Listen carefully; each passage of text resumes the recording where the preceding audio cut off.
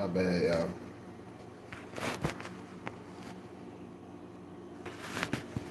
Okay, Ellie.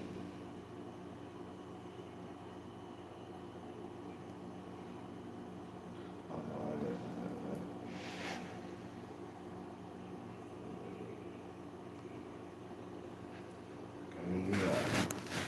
cool. Let's punch on that.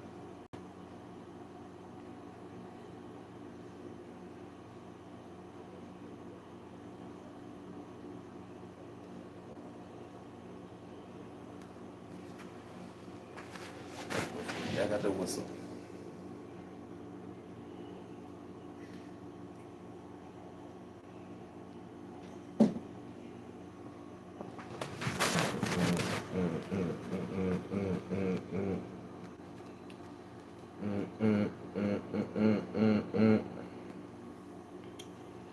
What's up, Daniel? Salute, gang. Cheers. Cheers. Late night cheers, man. What are they talking about? Mm, mm, mm, mm, mm, mm, mm, mm, mm.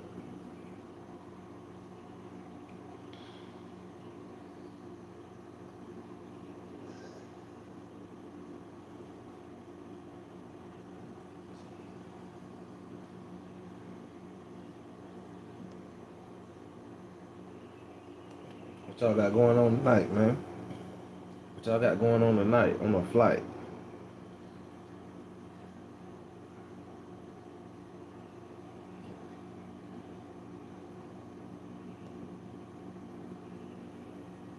What you know? What's up, little Near? What you know? No good. I say, don't you know no good? What you know no good? I say, what you know no good? What you know good, man? What y'all know good, man? You know what I'm talking about? Keep it cracking lacking. You know, keep it cracking lacking. I'll just play it. I don't do no game banging.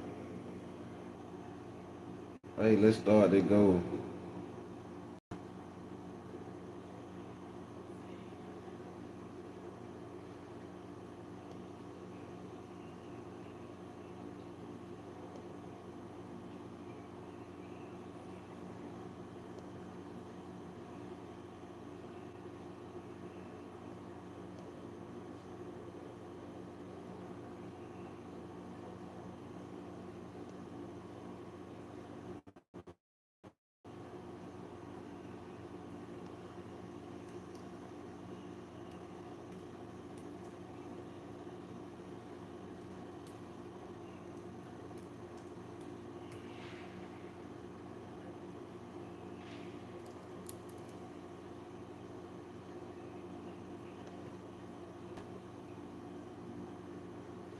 Yes, sir. We finna jump into it, gang. I had to get a little couple things, tinker with a couple things real quick. What they say, tinker? I had to tinker. I had to tinker with a couple things real quick. Yeah, I had to tinker. We're gonna hop right into it, gang. We ain't even gonna play with them. We finna hop right into it, gang. Let's hop right into it real quick on them. Let me see. Let's just hop right into it.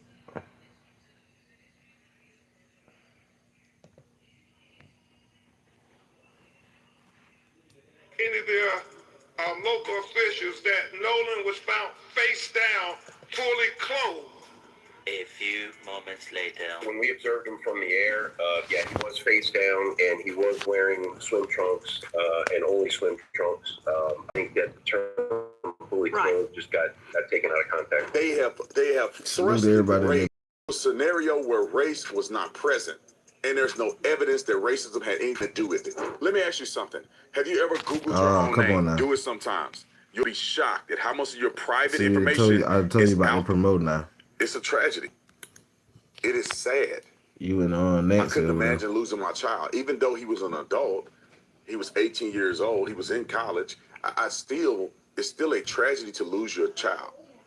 And despite my disagreement with the way the family is doing, especially working with Benjamin Crump, especially the things that I have learned that they have said that have not been true. And personally, I think in the effort to maximize this moment, I don't know if they're being coerced to do it, or I don't know if they're just doing it because that's who they really are on the inside. But regardless of any of that, it's still very unfortunate what happened to Nolan. And my goal, just as well as most other people who have common sense and who cares, my goal is to find out what happened to the boy so he can get closure, his family can get closure, and his friends can get closure. The thing that is not happening properly is that we're not working together as a community to get to the bottom of this. They have thrusted race into a scenario where race was not present, and there's no evidence that racism had anything to do with it. After being out there in Mississippi, I found out that really the white friends were Nolan's closest friends. That's why he spent the night at their house before they went out for the 4th of July. They've been out for the 4th of July last year just as well as they did this year. And nothing mysteriously happened to Nolan. Some of the boys that I interviewed showed me pictures, told me stories about them and Nolan. And it just shocked me that what's being presented to the media and what's being presented to the world is not necessarily the truth of what happened. And this is what sparked me, y'all, that made me feel like I need to make sure that this is done right. I need to do the right thing. I'm going to fly my whole team to Mississippi. We need to talk to people. It's because when you listen to the family, when you listen to, and I think it's more Benjamin Crump than the family, to be quite honest. When you listen to Benjamin Crump, so he said he think he's more realize Crump. that they're grifting. Because everybody under the sound of my voice probably have heard them say, oh, they left Nolan at the island. Well, if they left him at the island, it had nothing to do with his drowning or death or murder or whatever the case that has happened. The boys had nothing to do with it if they left him. So make your mind up. Did they leave him or did they do something to him? What they were hoping would happen is that people would fall for the idea that it was just 4 white boys on a secluded island where no witnesses could have occurred, and they did something nefarious and they left them behind. And therefore the whole world thinking it's them. When you leave a person who's an adult who refused to get on the boat that was sinking, but they were in an emergency situation and had to get the boat out of there. He was with a chick. He stood behind with the chick. That's not odd. He's 18 years old. And they leave, and there's hundreds, if not thousands of people still there. Hundreds, if not 1,000 boats are still there. There's multiple friend groups that he did not even come with, that he was mingling with and talking to while he was there. According to what I've learned, and you guys are going to see in subsequent interviews that we've done, is that it's not uncommon for people to go out with a group and leave with another group. So when one boat leaves, it is not abnormal for Nolan to decide, hey, bro, I'm with this chick right now. Y'all leaving too early. Because according to the timeline, they left at around 4:30. Everybody's still partying. There's still thousands of people there when they left. And they only left because they were in an emergency situation with the boat getting ready to sink. But it's not that odd when you hear the totality of circumstances that, oh, he was kicking with this chick. He can go back with her on a boat. And the phone situation, I talked to the boys about the phone situation. They're like, dude, everybody leaves their phone on the boat. When I was there, I left my phone on the boat, and I didn't even think about it. I just knew I wasn't going to have my phone in my hand when I jumped in the water, because you can't just get on the beach. You got to jump in the water first to get to the beach, or at least the island. And I didn't have my phone on me. None of us had our phones on us. I could have been filming content out there. The reception is not great, so it's not really conducive to have your phone on you in the first place. Multiple people left their phone on the boat. He talks in the preliminary discussion opinion. This forensic pathologist identifies several limitations during the second autopsy that create barriers to establishing a definitive cause and manner of death for Nolan Xavier Wells. And that's important. He talks about the fact that we didn't get to see the body when it was first recovered like the medical examiner working for Mississippi would have seen it. He talked about the second autopsy performed on Nolan Wells revealed marked decompensation or changes. Y'all smash that like button for me, guys. Decompensation can Turn me up. obscure late night. The presence and absence of bruising on the skin. Yeah, we're on a late night surface, flight. especially during a second autopsy examination. What he's saying, because the body was so decomposed that you couldn't tell if there was bruises or abrasions on the body when he received it on the 10th of July.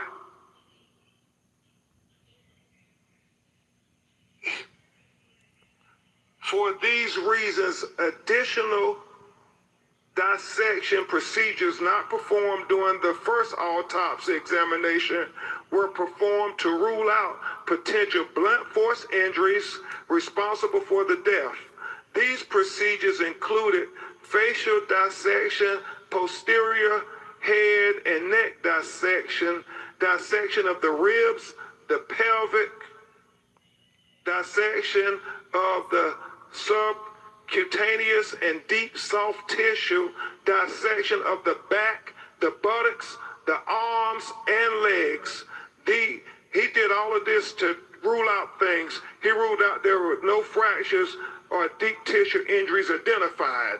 This was very important because he wanted to be very thorough and very transparent, because transparency is the key to getting to the answers of why Nolan Wells is not with us. So he did that there and was very straightforward, very open, very open. He says, however, dissection of the back of the head during the layered posterior neck dissection revealed a 12 by 8 inch focal area of red discoloration in the deep soft tissues overlaying the occipital bone. And he talked about how he found red discoloration when he cut open into the back of his head towards the occipital bone, and he saw the red discoloration, and we actually saw the pictures of it. It's significant. You can't help but notice, why is this dark red here in the back of his head? And so he was important to note that in his report. He said that etiology of this finding is unclear. There are no lacerations of the overlaying skin nor fractures of the underlying skull. These findings are inconclusive for perimortem injury due to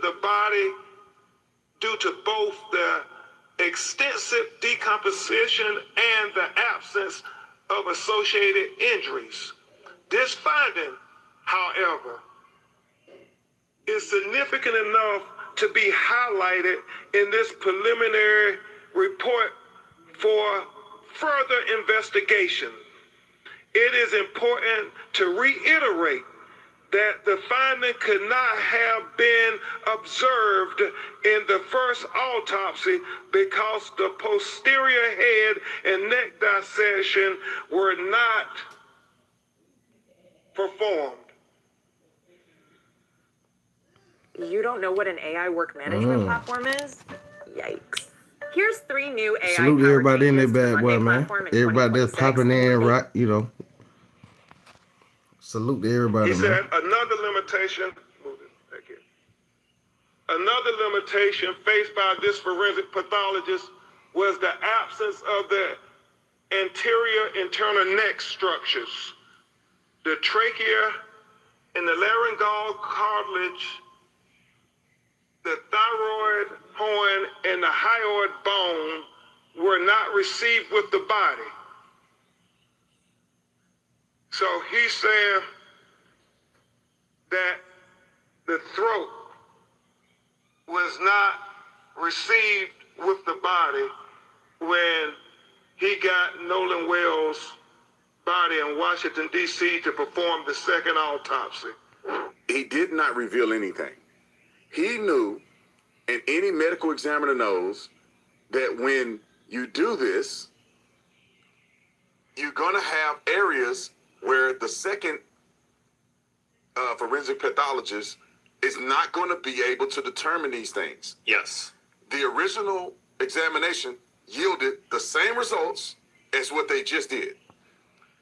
And he put the family through all of this stuff when he could have told them offline, and he could have just put this up on a website and not had to go through the graphic nature, or he could have let an actual medical examiner explain this to the family instead of him going through line by line and just trying to make it salacious.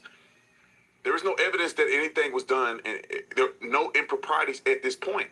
Everything that he said that they did, the other medical examiner said this is common practice. What would make them think that that Mississippi is going to do something wrong? Right, 100%.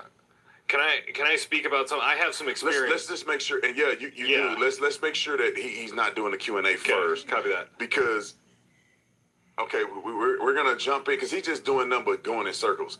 We'll get back to him, but you have a lot of experience because you worked at a funeral home. My family business, we had 4 funeral homes and a crematory, and I was a funeral director's assistant for years, and which meant I dealt with a lot of autopsies. And the thing I thought was really dirty at the beginning of his, spiel was essentially all his organs were removed, and you hear the crowd gasp. Yeah. Every autopsy that is done, there's the Y incision, everything is taken out, weighed, inspected, and then put in a plastic bag, tied up, and put into the stomach, sealed back up. That is 100% common. The other thing is like when you're doing this to a body, you're essentially kind of destroying the body. You have to be very thorough. You have to do all this stuff. So if there is a second autopsy performed, you're not going to see as much stuff as you would maybe in the first one, because like the stomach contents have already been gone through, there's not going to be, you're not going to see water in the lungs because the lungs have already been inspected and put back in the bag. So I think, I don't know, this to me seems dirty. The bruising, and the advanced stage decomposition, you're obviously not going to see much what you got going, when a body's been decomposing in salt water in the heat for 2 days. Yeah. And they know this before they initiated. They knew it.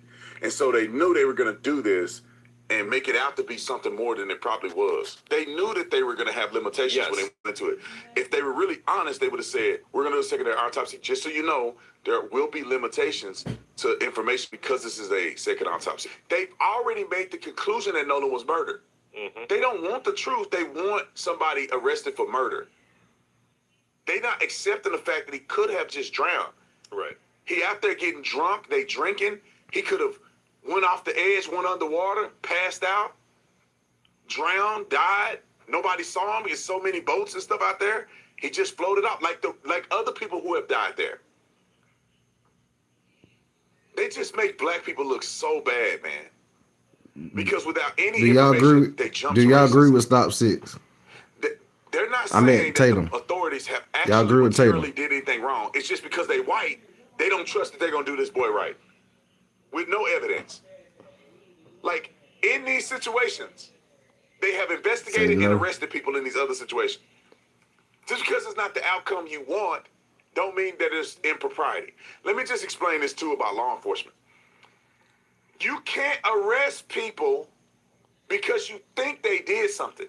Right. You have to have reasonable suspicion or probable cause to arrest, meaning reasonable suspicion to detain them, and you got to have probable cause to arrest them. So you go out, a kid dies, you don't have a search warrant. Not yet, gaming. Not like I want to be. Unless you can tie them to a crime committed I'm humble. or suspicion that they were involved in a crime. You cannot just get people's phone because you were out there. Therefore, they should be able to get everybody's phone that's on the I island. appreciate that gift, game. What judge is going to grant you a search warrant to get every phone that's on the island because people were out there with Nolan? Then the contradiction is that they left him behind. Right. If they left him behind, they weren't there when he died. So now how are you going to get their cell phone records when they weren't even there when he died? To all my fellow truckers on the road, if you want to take your career to another level. Oh, we finna turn it up a notch after this. Oh, we finna turn it up a It's notch. all to push Don't worry about it. racism, bruh. I want to know what happened to Nolan. They don't want to know what happened to Nolan. And this family is getting caught up in this with these hoodwinking folk that all they're doing is doing. 4th of July, they brought up 3 incidents. Well, there's probably 45 black people that got killed on the 4th of July through homicide and all other things, and they don't talk about them. They just got the grifty ones. And that girl, let me tell you something. I'm going to find this clip, team. I want y'all to find this clip. Because I think that woman lied on Katie Pavlich's show. She told me, I said, he ain't gonna talk about it unless it's white people involved. She claimed her nephew got killed in like a boating situation or something like this, where there was black people involved, but Benjamin Crump was there. And he only mentioned 3 of these situations, and they all were involving 1 black kid, all white people. Let's just play it through, and then we'll get to, because it happened right at the beginning. Maybe the second iteration of us talking, where I said he never goes to any of this stuff unless they black. And she brought Appreciate up that, Gaming, for real. Let's play it. Shout out to Gaming, man. And then let's find this incident that she's talking about. Because if it's real one of those day 3, one. she lied on here. If it's something else, I'm willing to look into it.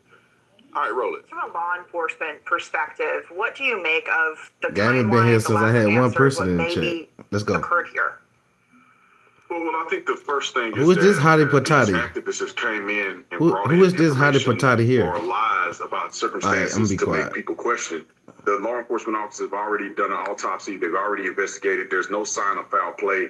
And one thing that's very interesting that I just found out recently is that it wasn't a situation where you have Nolan Wells and 4 of the kids at an island.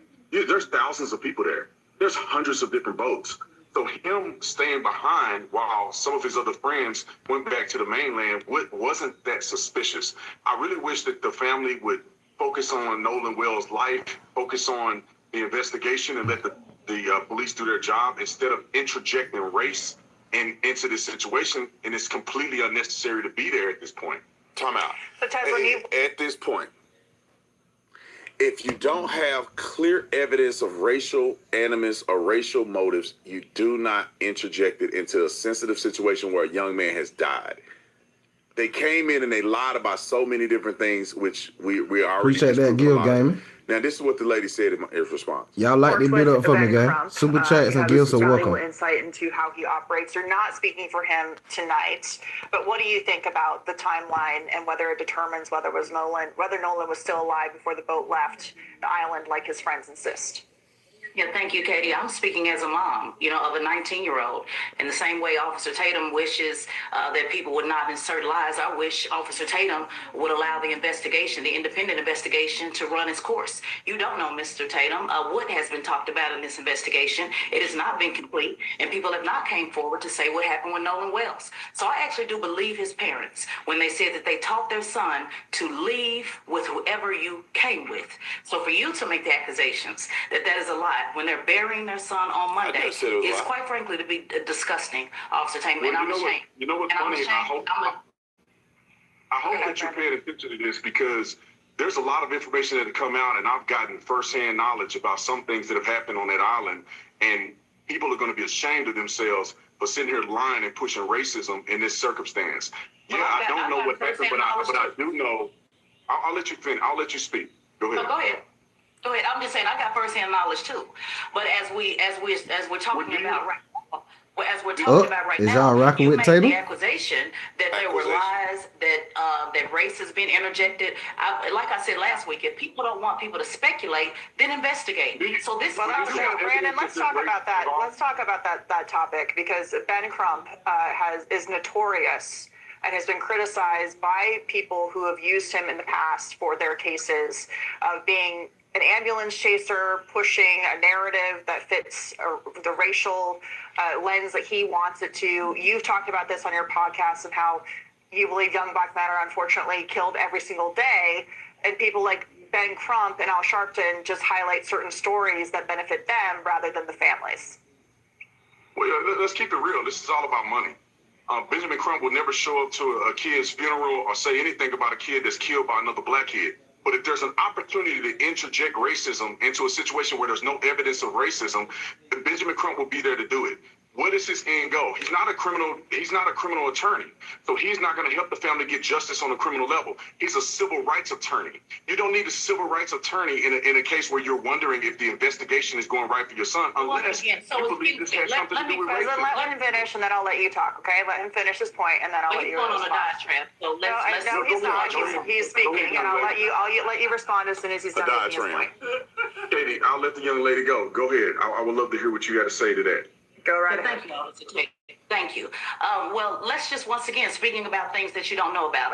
Katie, you set it up with talking about Ben Crump being notorious for race baiting. I could name a couple of things that Officer Tatum here is also notorious for. So let's be careful on how we. We don't need these personal attacks. I'm gonna finish my statement. I'm gonna finish my statement, and let me also correct you on something else, Mr. Tatum. When you said Ben Crump would never show up for a black kid that was murdered by a black kid, my cousin Jordan Turner, who was 19 and was murdered by another black kid that also went away with his friends and never returned home.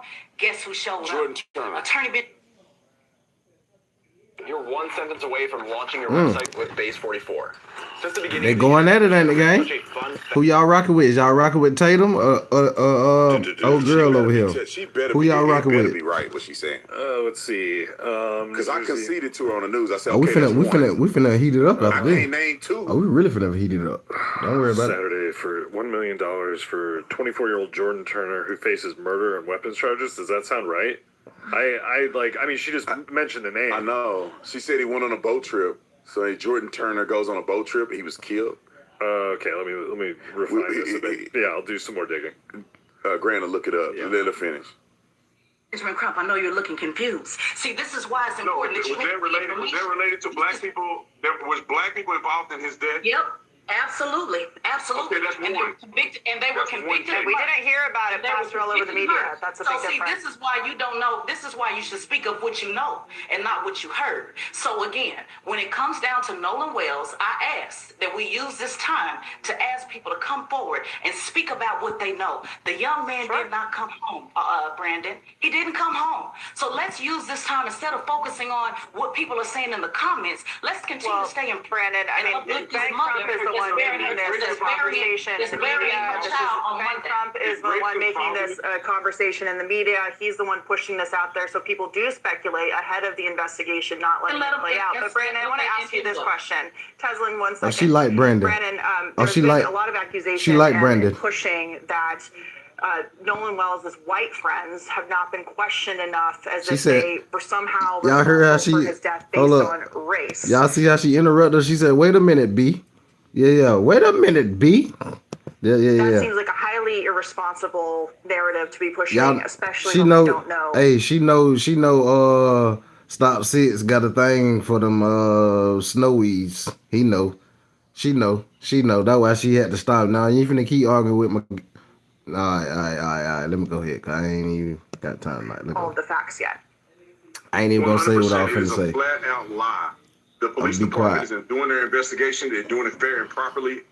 Benjamin Crump cannot come out right now and say that the investigation isn't going like it should. They're interjecting race into something that has nothing to do with race. These boys were friends. The coach came out, who happened to be a black man, that said he don't believe race is a factor. These boys grew up together. These boys go to school together. This is a tragic situation, and they should leave it at what it is, and that's a tragedy. Let the investigation unfold. Benjamin Crump they're already out saying this has something to do with race because the boy was with white guys. That is asinine. Just like you described when you talk about black on black crime constantly. So what a young black boy went with his white friends and didn't come back. So why are you not asking the white children to speak up? Nobody saw nothing, Brandon. They are speaking. All right, they got to do with anything.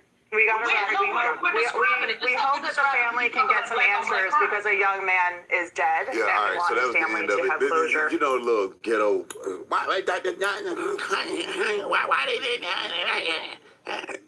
it got to do with them being white? Like, even if they did something to him, why can't it just be they did something to these boys did something to him and they should go to prison? Now we know they ain't had nothing to do with it because these people talking out of both sides of their mouths. Joe, to your question, yes, but I don't know what time it is. Oh, I got plenty of time. It's just so early. Yeah, yes. But going back to what I said is that, look, you make your mind up. The white boys are guilty because they left him. They wanted you to believe they left him on a deserted island. That's how they made it out to be like they're guilty of his death because they must have did something to him and then left him to die. And now the world has found out after they pushed this narrative that he was there with hundreds of other people and tons of his other friends.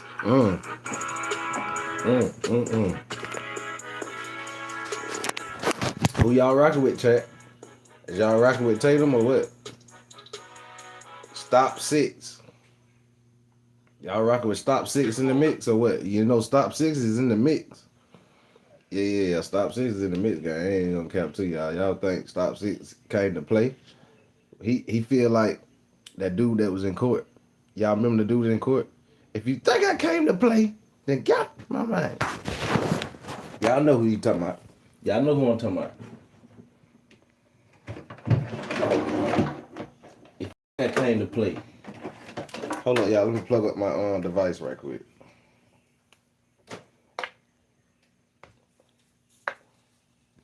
Let me plug my device up right quick, guys. Plug them mugs up. That bad boy finna go dead on me.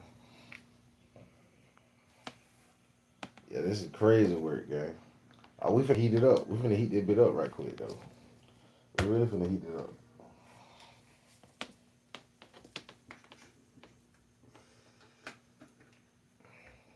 Oh, y'all rocking with old girl. Y'all rocking with old girl, ain't it?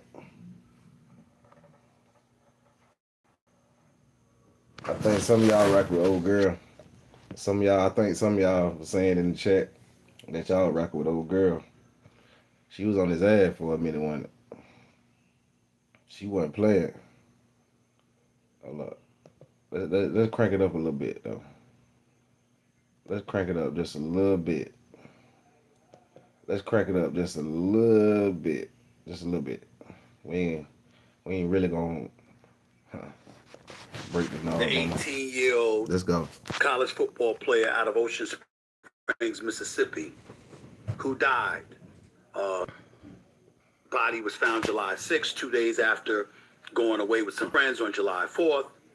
A lot of people are talking about this story because, according to the reports, he was a black dude. How long, man? The family and Officer Tatum, as in Brandon Tatum, traveled to Mississippi, interviewed one of the boys involved in the case, but according to him, he probably interviewed several folks in attendance that July 4th day. So there's a lot of stuff to get into, and without further ado, that's exactly what I'm going to do. I know very little about this case other than what I've read and what I've seen on television. I've heard the reports implying one thing. Nevertheless, we're hearing other things come to light. So rather than speculate any longer, let's get to the bottom of it to the best that we can at this particular moment in time, with one autopsy having been done, another autopsy being performed, and evidence emanating from that's been deemed incomplete, to say the least. There's a lot to get into. So without further ado, here we go. Get your ears perked up.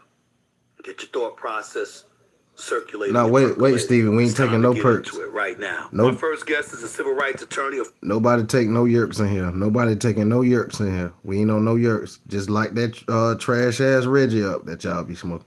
Let's go. Former federal prosecutor and an MS Now legal analyst.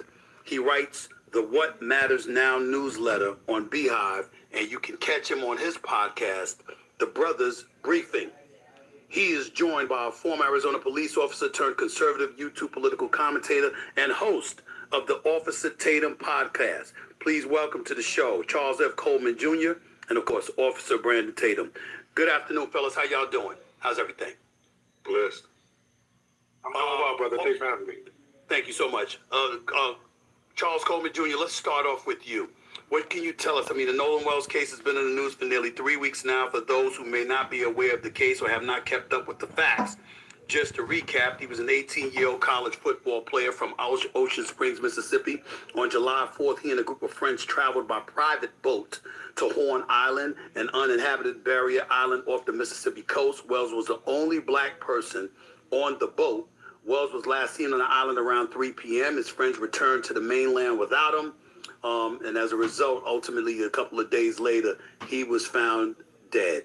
Charles Coleman Jr., at this particular juncture, what's on your mind in terms of this case? What's missing? What are your thoughts? Well, Stephen A., we just saw the family release their independent autopsy results yesterday, which were conducted by Dr. Roger Mitchell, who is the president of the National Medical Association. And those results were inconclusive. They were able to establish that Nolan Wells did not die by accident, that he did not die of natural causes, but at the same time that they were not able to establish that this was a homicide. In fact, those results established that it was not a homicide. Now, one important caveat to note is that the chief medical officer from the state of Mississippi, the sheriff's office, removed the throat from Nolan Wells' autopsy when their autopsy was conducted first. We have not heard the results of the state's autopsy, but we know that when Roger Mitchell examined the body for the family, that the throat and other organs had been removed. So that your listeners understand, that's not abnormal. That is something that takes place normally during the case of an investigation and of an autopsy. So there's nothing that was wrong there. But at this point, Dr. Roger Mitchell, who did the independent autopsy from the family, has not been able to confirm any sense of foul play as of yet. That was undecided or undecisive. That does not mean that foul play may not have occurred. It just means that the autopsy that was conducted by the family did not show that conclusively. He saw some trauma to, some potential trauma to Nolan Wells' head. That was not something that he was able to explain as being the result of foul play. And we have yet to hear the state's autopsy and what they found or what their findings were. You may recall, and listeners may recall, that initially the sheriff's office said that they had no reason to suspect that foul play was afoot. And what I would say that this autopsy confirms from the family is that while that cannot be certainly confirmed, it still can't be ruled out. So finally, there are 60 witnesses that have been interviewed in the course of this investigation by the sheriff's office. There's likely going to be a presentation to the grand jury, and we don't know what the toxicology report will show from Nolan Wells because much of that is in the hands of the state. But as of right now, this is where things stand. And as a former prosecutor, I want to know what the state's autopsy is going to say and what are the witness accounts that they are going to put forward in the grand jury. Officer Tatum, you personally interviewed, you traveled to Mississippi, from my understanding, you to personally interview one of the young men who left the island without Nolan. Why should the public trust whatever account is coming from them right now, in your estimation, based on what you've learned? First things first, I shouldn't say that. First things first, what did you deduce from the conversation you had from one of the friends that was with Nolan Wells? What did you take away from that you'd like the public to know? Well, Stephen A., I want to make sure this is clear. I actually spoke to all the boys that were being accused. I spoke to family members. I spoke to also their attorneys. It's just that the one young man had the, I wouldn't say courage, because others had reasons why they didn't want to come on the camera, but he was able to come on the camera, and I interviewed him. And I also interviewed another young man who was black, who was there, who had his own personal accounts of what happened. I'm not asking people to believe or not believe. I just wanted to give people the information. So nobody had heard from the young boys. Nobody had heard their accounts. And a lot of misinformation was put out there, some intentionally, some maybe not intentionally, but it was very detrimental and not conducive for the investigation into Nolan Wells' death. It was punitive. They came out and started with race. It had to be something nefarious because these boys are white for any other reason. So I wanted to go out and hear the full story. And what I deduced from the interview and talking to everybody is that these young boys had nothing to do with what ended up happening to Nolan Wells. And also they were best friends. I mean, these kids had so many pictures, so many text messages of them being closer to Nolan than any other friend group. And also one thing that shocked me was that this was an island, not secluded, not an island with 5 or 6 people on it. It was an island where there was thousands of people there, hundreds of boats, and also a lot of people could verify the statements that was made from some of these young men. So I really wish that we could have started at a point to say, what happened to Nolan Wells? Let's work together as a community. Let's talk to these young men, talk to other people, and let's find out what happened to Nolan instead of jumping the race. Pros and cons of different jobs that allow you to travel the world. Coding. But why coding? Well, for one, the starting salary. Officer Tatum, how do you know that it was misinformation that was put out there? How did you come to the conclusion that something was misinformation? Explain that. Is it just according to their account or something else? No. Initially, I knew it was hogwash because when Al Sharpton and them got on TV, they automatically made an inference to say, well, it was something that had to happen because these kids were white. It was one white kids with one black boy. I mean, that there's no evidence to project that unless you believe every white person is nefarious in their dealings with black people. And so I thought that was suspicious on his face. And then they said that Nolan was the only black kid. He was not the only black kid. Many of his black friends were also at the island with him. So, some of those things that started to come out, I knew that they were not being truthful about what happened. Charles, I appreciate that, Queen. Y'all smash the like button for me, gang. Turn me up. I don't necessarily know that. Is y'all rocking with what they saying right now? Statements about Nolan being with some of his white friends is entirely factual. I also don't know that it is a nefarious statement in as much as these are facts. He was with a number of different white boys or a number of different boys who are white. I'm finna get ready to follow that. The problem with what Officer Tatum real has pointed gas out is that y'all finna there be is an on that ridge. underpinning of race when you're having a conversation about the types of things that happen and have happened to black boys and black people in Mississippi, such that it cannot be summarily dismissed.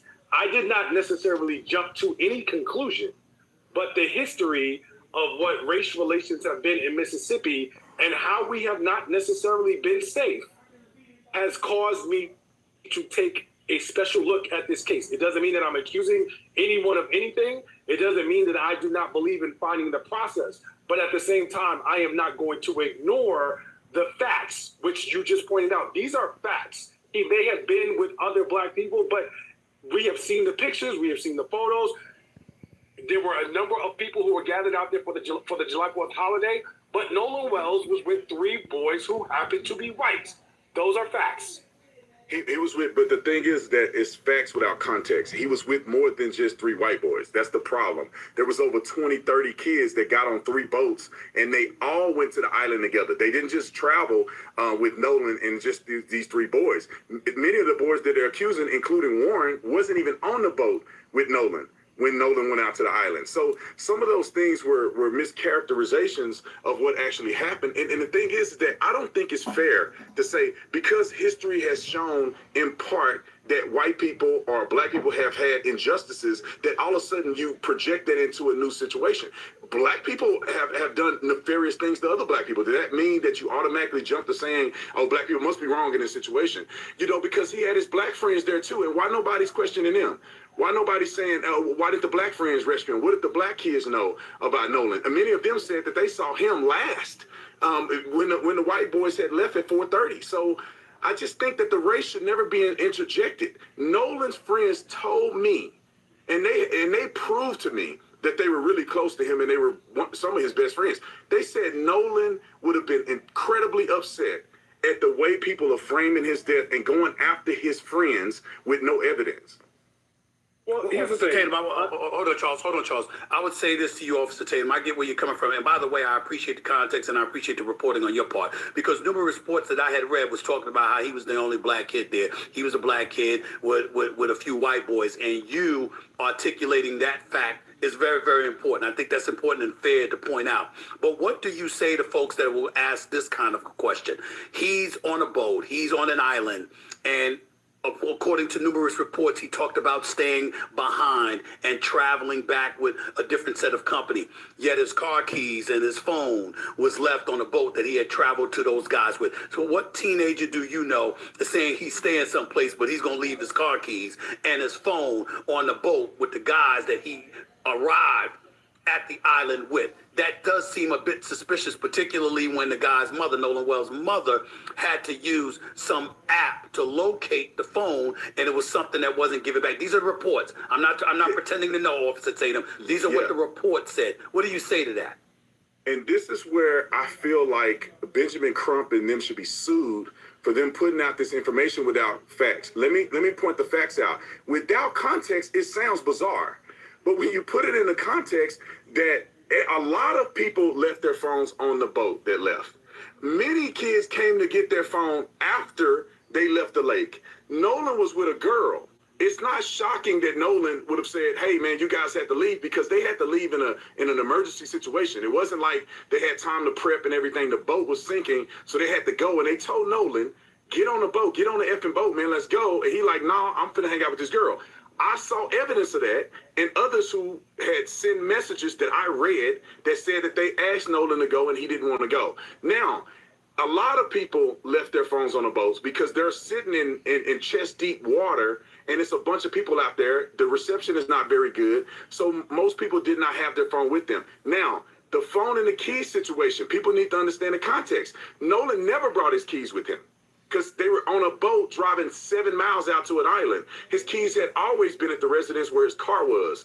So when the guys go back, they text Nolan's mother. This is where it ticks me off. They showed me a phone call where immediately the first phone call that was made concerning Nolan was Warren called Nolan's mom, and she hung up the phone on him the first time because she didn't know who he was. The second call, he told her, hey, Nolan haven't come back. Do you know, have you heard from him? And then they called the Coast Guard. So his mother was very much aware that they had Nolan's phone. His mother did not have to track the phone through Life 360. His mother didn't come get the phone. Another parent of a black kid who was out there with Nolan came to get her son's phone and Nolan's phone. So why didn't Al Sharpton or any of them ask these boys what happened, have them show evidence, and then present it to the public? And it's because I think they wanted the race bait instead of trying to find out what happened to Nolan. Do you know hold on, Charles. Do you know whether or not Al Sharpton and those guys had asked to talk to the kids and the kids refused to talk to them? Do you know if no, they told me true to that? They told me that they haven't heard anything from Al Sharpton or anybody that tried to contact them. This is what they told me. Now, they showed me messages where parents had communicated and reached out to Benjamin Crump, his team, and said, we would love to communicate with you guys. Any questions you have, we want to talk to you guys so you can get the context. Also, they messaged Nolan's mother multiple times about communicating and saying, hey, if you need anything, if you want to talk, we can give you the context of what happened. And nobody reached out to these boys. And I saw evidence of this, which is what frustrated me about this in the first place. Are you having trouble trying to keep up with your professor? You've got to try Otter. Here's how it works. Let's say I'm in class.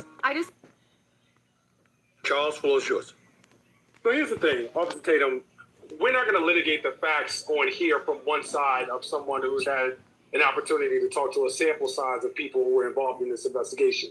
You and I know just as well that the real issue here is that the people who conducted the investigation, i.e. the Mississippi Sheriff's Department, who've talked to over 60 witnesses in this case, have not yet presented that case or their findings to a grand jury, and they've been extremely tight-lipped with respect to what they have found and what it is that they know.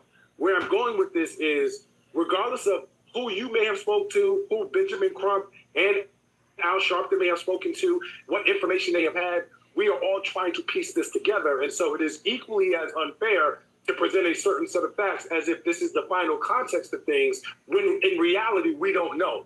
What I will say about the overall situation is that for me, as a civil rights attorney, I am looking at this And I am saying that there needs to be a greater sense of transparency from the sheriff's department because they are the ones who have spoken to most of the parties who have been involved in this case. They've conducted over 60 witness interviews. They've done the toxicology report. They have the autopsy. So these are the people who are truly equipped from an information place to give the public the most accurate picture. So I am not calling what you're putting out misinformation, but what I am saying is that that is just an equally biased and slanted point of view in the opposite way because it lacks the full context. So because of that, let me finish. It's disingenuous intellectually, number one, to dismiss the notion of race because that is choosing to ignore the history in America that we have faced. Number two, it's equally disingenuous to play a whataboutism to try and substitute the notion of black on black crime, which is a complete misnomer as to why we should not focus or at least note, I won't even say focus, at least note the color issues that are at play with respect to what could or might have happened to Nolan Wells. Again, not necessarily being accusatory. And it's just as disingenuous for you to go further and say, well, we must assume, or it seems like Crump and Sharpton and everyone else was projecting the notion of race. That may have been your interpretation, which I cannot necessarily argue with, but it is just as problematic for you to suggest the polar opposite of that when none of us have conducted this full investigation. You have a limited sample size. I have a limited sample size. The public has been wrought with misinformation. So for me, the real issue here is a lack of transparency from the sheriff's office to give the public a complete picture. Well, let me tell you where I disagree with you fully. As a former police officer, and I was a PIO, I dealt with all of these things. The police department is not an injustice when you say there's a lack of communication or transparency. The police department cannot put this information out there when you still have suspects at large. If they go and release some of this information and show their hands of what they know and don't know, then potential suspects will begin to destroy evidence. They'll start hiding. They'll start cleaning stuff. You don't want to give that information out to the public until you know for a fact that you've been able to communicate with every suspect that's out there. If you start putting out the autopsy prematurely and it shows blunt force to the head, strangulation to the neck, then the people who have done this are going to make sure they hide the murder weapon. They're going to make sure they get their stories together and say, no, I didn't hit him in the back of the head. You don't want to project those things too prematurely. So there's no issue with transparency. And I'll say this: the reason that I'm talking about Al Sharpton and him is because the first thing that they said was that he was there with white boys. Therefore, there had to been something. And then it goes back historically. Some of them compared this to the young man. I've heard very different messages from them when they have said, we cannot assume that this is racist. But we cannot assume that it wasn't. So I'm going to correct you there. Let me jump in here. Who's that, Charles? Hold on. Charles, who said that? Who said that? Literally during his eulogy, Al Sharpton said, we cannot assume that this was racist. And he said, we can also not assume that it wasn't. Take your time. Take your time. Hold on, guys, take your time. Ain't nothing getting edited out. Don't worry about it. Trust me. All of it is, I'm not editing a damn thing. Go ahead, Officer Tatum, the floor is yours. Well, let me interject. When you are looking for justice for your child in a criminal case, meaning that somebody committed a crime against your child, why do you go out and get a civil rights attorney? These Benjamin Crump and them are known for going out these cases specifically in injustices against black people. Let me try it first. Okay, go ahead. No, that's fair. No, that's fair, Charles. Go ahead. I'm a former prosecutor. I'm a civil rights attorney. Please understand how these things work. At the end of the day, y'all get me to 100 likes, gang. Justice. Well, I don't see no gifts in super chat. Like that bit up, gang. Benjamin Crump is because he's a person who has experience with wrongful death lawsuits. We in here late night, chilling. It's not about black people. No, it is. Benjamin don't represent white people. Please talk about. But that is completely false. That is Show me when was the last case he represented? I'm not here to do your research for you. But no, you the one saying it. I'm telling you it didn't happen. But Benjamin Crump has a long-standing career of supporting people of all races and ethnicities when it comes to the violation of their civil rights, Give me one. as well as personal injury. So please let me answer your question. Go ahead. The reason why you get a civil rights attorney is because, number one, Benjamin Crump has extensive experience when it comes to wrongful death suits. Number two, in this situation, it is possible that there may be an element that Nolan Wells' civil rights were violated and that something may have happened to him because of his color, which is why you get a civil rights attorney. And so that is the answer to your question. It's about As color. a former prosecutor, you let the police and the sheriff's office deal with the notion of criminality because that is one thing that Benjamin Crump can't do anything about. Well, let's say this, brother. Can I jump in here? That's why you go get someone like Benjamin Crump. Why wouldn't the kids get civil rights? Like, for instance, people were saying, why did these kids lawyer up? Well, first of all, they didn't. Many of them didn't even have a lawyer. They went and talked to investigators and did a lie detector test equivalent with no lawyers. Okay, so but anyway, would you think it would be weird if these kids went out and got a civil rights attorney? If you love music, but Y'all think it would have been weird if they would have went and got a civil rights attorney? Y'all think that would have been weird? Let me know in the chat, gang. Why would they have a civil rights attorney? They're not being accused of anything. They are being accused. They are being accused. Who's accused them? They are accused. Who is accused Al them? Sharpton. W Florida, man. Show me where Al Sharpton has accused them of something. All right, they said, this is what they said. Suspicious. This is what they said. No. They said, they put these boys' pictures out on the internet and said he went out and they framed it as he went out just with them and something happened and we know something happened and why they hiding phones and doing all this. He's accusing them before any evidence is presented. That's not an accusation. That is an accusation. But Charles, it's a statement of suspicion. That is not an accusation. Charles, Charles, let me chime in here. A statement of suspicion, some people would say, is an accusation. I understand from the legal, literal sense what you're saying. But talking amongst ourselves right now, when you say a statement of suspicion is not an accusation, that's not how people interpret a statement of suspicion. When you make a statement of suspicion, you're making an accusation. I mean, can we at least concede that, Charles? What I will say in response to that, Stephen A., is to whatever extent there may have been statements of suspicion that were interpreted in that manner given early on, I think the record has been clear leading up to and during Nolan Wells' funeral that A, we don't know what happened, B, we won't rule anything out, and C, with respect to ruling anything or not ruling anything out, we are not saying that this absolutely happened, but we are not saying that we are resting until we get answers. Can I show you where this thing comes by? Officer Tate, let me come at you with this. What's wrong? There's a kid now. Okay, granted, you did your homework. You went out there and you actually talked to several of his friends. Props to you for that. But the bottom line is, this kid Nolan Wells is dead, and he was the only one that was dead. What's wrong with, again, in the state of Mississippi, not just with white boys, there were some dudes there as well, but he had other people there. He was the one that did not come home alive. Again, without an official accusation. What's wrong with having your suspicions raised and saying, listen, we need some damn answers. Something ain't right. He was a healthy young 18-year-old, and he didn't come home alive. How'd that happen? What's wrong with that? Now, if they had context and all the information, and then they led with that, I would have no problem with it. But let me tell you this right now, Stephen A. Smith and Charles, I'm telling you right now, if a white boy was on an island with his black friends, all black, and some white folks put on a camera, that something must be suspicious because the one white boy is with all these black dudes, and something may have happened. We know that people covering it up and everything because these kids black. Man, we'd be pissed off on that.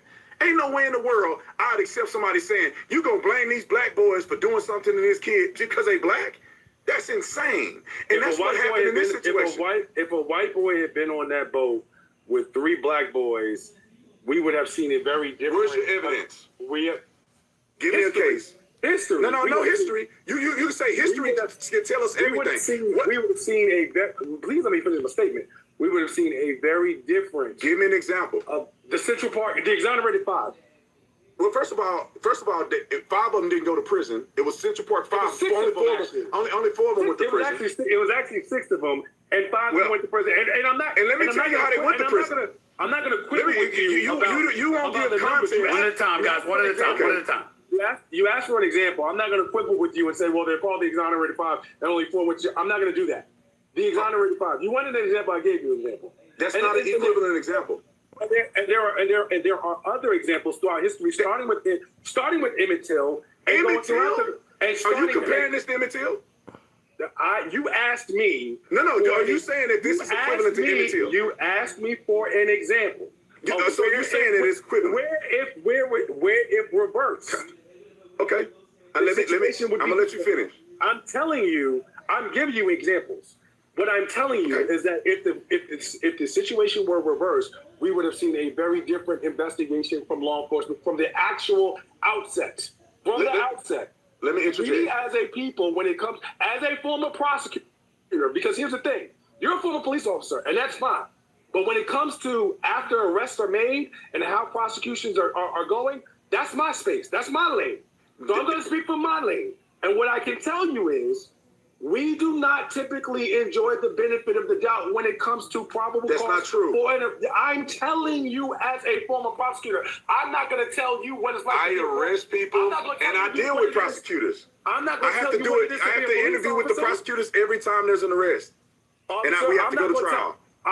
He's not saying that you don't know. Hold on. He's not saying that you don't know, Officer Tatum. What he's saying is from his perspective as a prosecutor, this is what he's bringing up. Now, I granted, I don't blame Officer Tatum. I don't blame Officer Tatum for bringing up when acting incredulous when he says you would say Emmett Till. That's 1955. When Al Sharpton brought up Medgar Evers at the funeral. That's 1963. So if Officer Tatum's going to look at it and say that's what you're bringing up, I get where he's coming from in terms of the distance between then and now. But I also get where you're coming from, Charles Coleman Jr., when you highlight, listen, from an historical perspective, we're talking about we've seen things like this before, and those are just names that we know. There's a plethora of names that we may not have known that have transpired throughout history that have suffered some of these maladies, and we get that part too. Go ahead, Officer Tatum, floor is yours. But what I'm saying is that you cannot project that. It's unfair to project that. You can have it in your subconscious that there has been things that have been done wrong, but you got to treat these things fairly.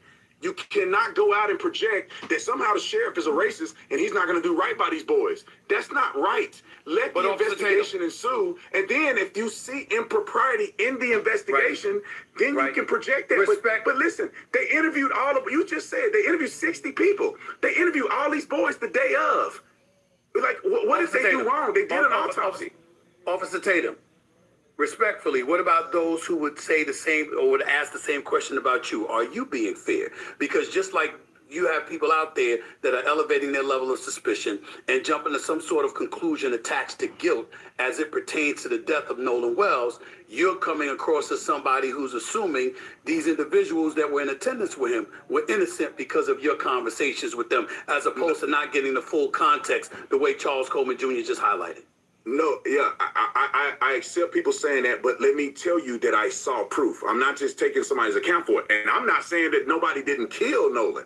I'm telling you the people that they put out on the internet and said these white boys were the only ones with him, and they're getting death threats. While I was out there, somebody sent the suspicious package to one of the boys' houses. They showing up at these boys' houses saying that they killed them. Go look on the internet and look at any these videos. They got the boy pictures up there saying they had something to do with his death. They're claiming they deleting text messages.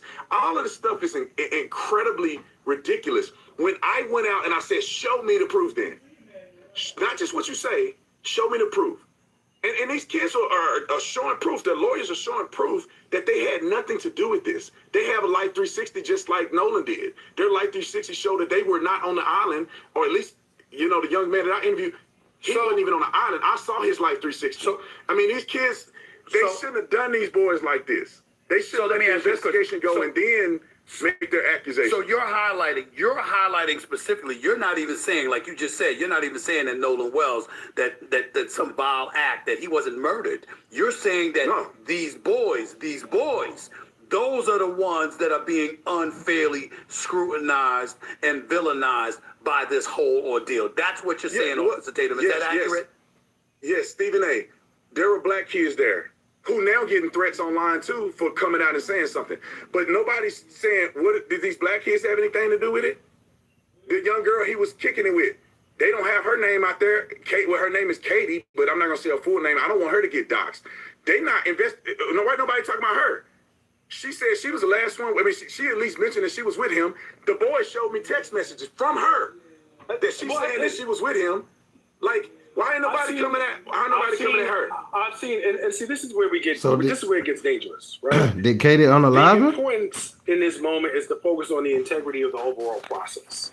And when I say the overall process, I'm referring to the investigation because I knew that the girl's name was Katie. I don't know her last name, and I knew it because there were people who I was seeing in the comment sections that I had on videos that I had done updating people about the case who were asking the same questions that you have. People, but Benjamin Crump isn't. Please. So here's the thing, which is why when you're trying to, and at the end of the day, listen, you don't know what Benjamin Crump is doing as far as investigating a case. The same way that you talked about, you know, with an investigation, there are certain things that you don't reveal. You don't know what that team of lawyers are doing with respect to trying to ascertain the facts. I reached out to them. When it comes to, did they answer you or did they not answer you? Well, they answered us on the last one and refused to respond to us. I mean, they refused to engage with us. They don't owe you, and they don't owe you that. Well, which is fine. Well, don't act like you're trying to get to the bottom of something. So again, don't act like you're trying to get to the bottom of something. Don't do the thing to them that you are accusing other people of doing. He said he's trying to get to the bottom of it. Don't make assumptions that I'm not for assuming. them. No, you are. You're like, well, they're not doing this, and they're trying to make. They're not reaching out to the boys. They have not spoken to you. They haven't spoken to the boys. Charles. In fairness, at least answer this question. If indeed it's to be found out that there's been no attempt by whether it's Sharpton or Benjamin Crump or anybody else to reach out to the actual boys who were supposed to be in attendance with Nolan Wells, as Officer Tatum just highlighted, do you feel that that's the right path that they should be taking if they're raising suspicions, calling for a more thorough and open investigation, etc., and they haven't made personal attempts to reach out to these young men themselves? Do you think that that would be the right thing to do? I can't think. To ask Officer Tatum's question. Sure, I can't imagine that legal team would look to bring a lawsuit without having attempted to at least try to get some investigative answers from these boys. Now, when in this process they do it is a different question, because at the end of the day, the more information you have, the more informed questions you can ask. And the chances are you're not going to get multiple bites at that apple. So from a strategic place, what I can tell you is that, yes, I would fully expect that at some point they would endeavor to reach out to these boys, but it may not be this point because they may be waiting for additional information so that they can actually ask better questions. They're not going to get multiple chances to do it. So when you do it, you want to make sure that you're doing it the best way you can. And the only way to do that is to have the information that you need in order to ask the best questions. Charles, they drug these boys through the mother freaking mud. They put their faces online. Benjamin Crump shared this video or this picture of them in a swimming pool. That event was a week before July 4th. He didn't do no due diligence to check with anybody before he started putting this stuff out there. And what he do is he go, I had people saying that the argument was Nolan Wells asking for his phone back. He didn't talk to Tristan, who I interviewed. Tristan said on NBC, that was me, or ABC, that was me. That was not Nolan. But Benjamin Crump still, to this day, haven't came out and said, we found out that it was another young man. He pushed this stuff on these boys, and they're getting death threats. That stuff is not right. Benjamin should be more responsible. But the reason I'm not here to talk about Nolan Wells' lawyer. I'm here to talk about why Nolan Wells is dead. Well, let's get to the conversation. Let's get to the phones. The phone's getting deleted. Because Al Sharpton came out there and said the mama had to go and search the phone down with GPS and Life 360. No, she didn't. The boys showed text messages, or the parents showed text messages of them communicating with his mom. She refused. And then they go and say they deleted. The boys say, the boys told me it can be not true or not. I don't know. They got to figure it out. They go, we didn't touch his phone. His phone went from y'all hit that like and sub button for me, guys. They get to 100 like everybody in here. Double tap the screen. We got the phone out of the car and gave it to another young man's mom who came to get the other young man's phone. They said, we don't know Nolan's password. How are we getting his phone and delete anything? Now, why is them not coming on TV and saying there was no password or they have to get through his phone? Let me ask you this question. Based on your investigation, I'm asking you this. I'm thinking of any parent that loses their child wants to get to the bottom of it. They don't care if the villain is white, black, or whatever. Their child is dead. They want the culprit.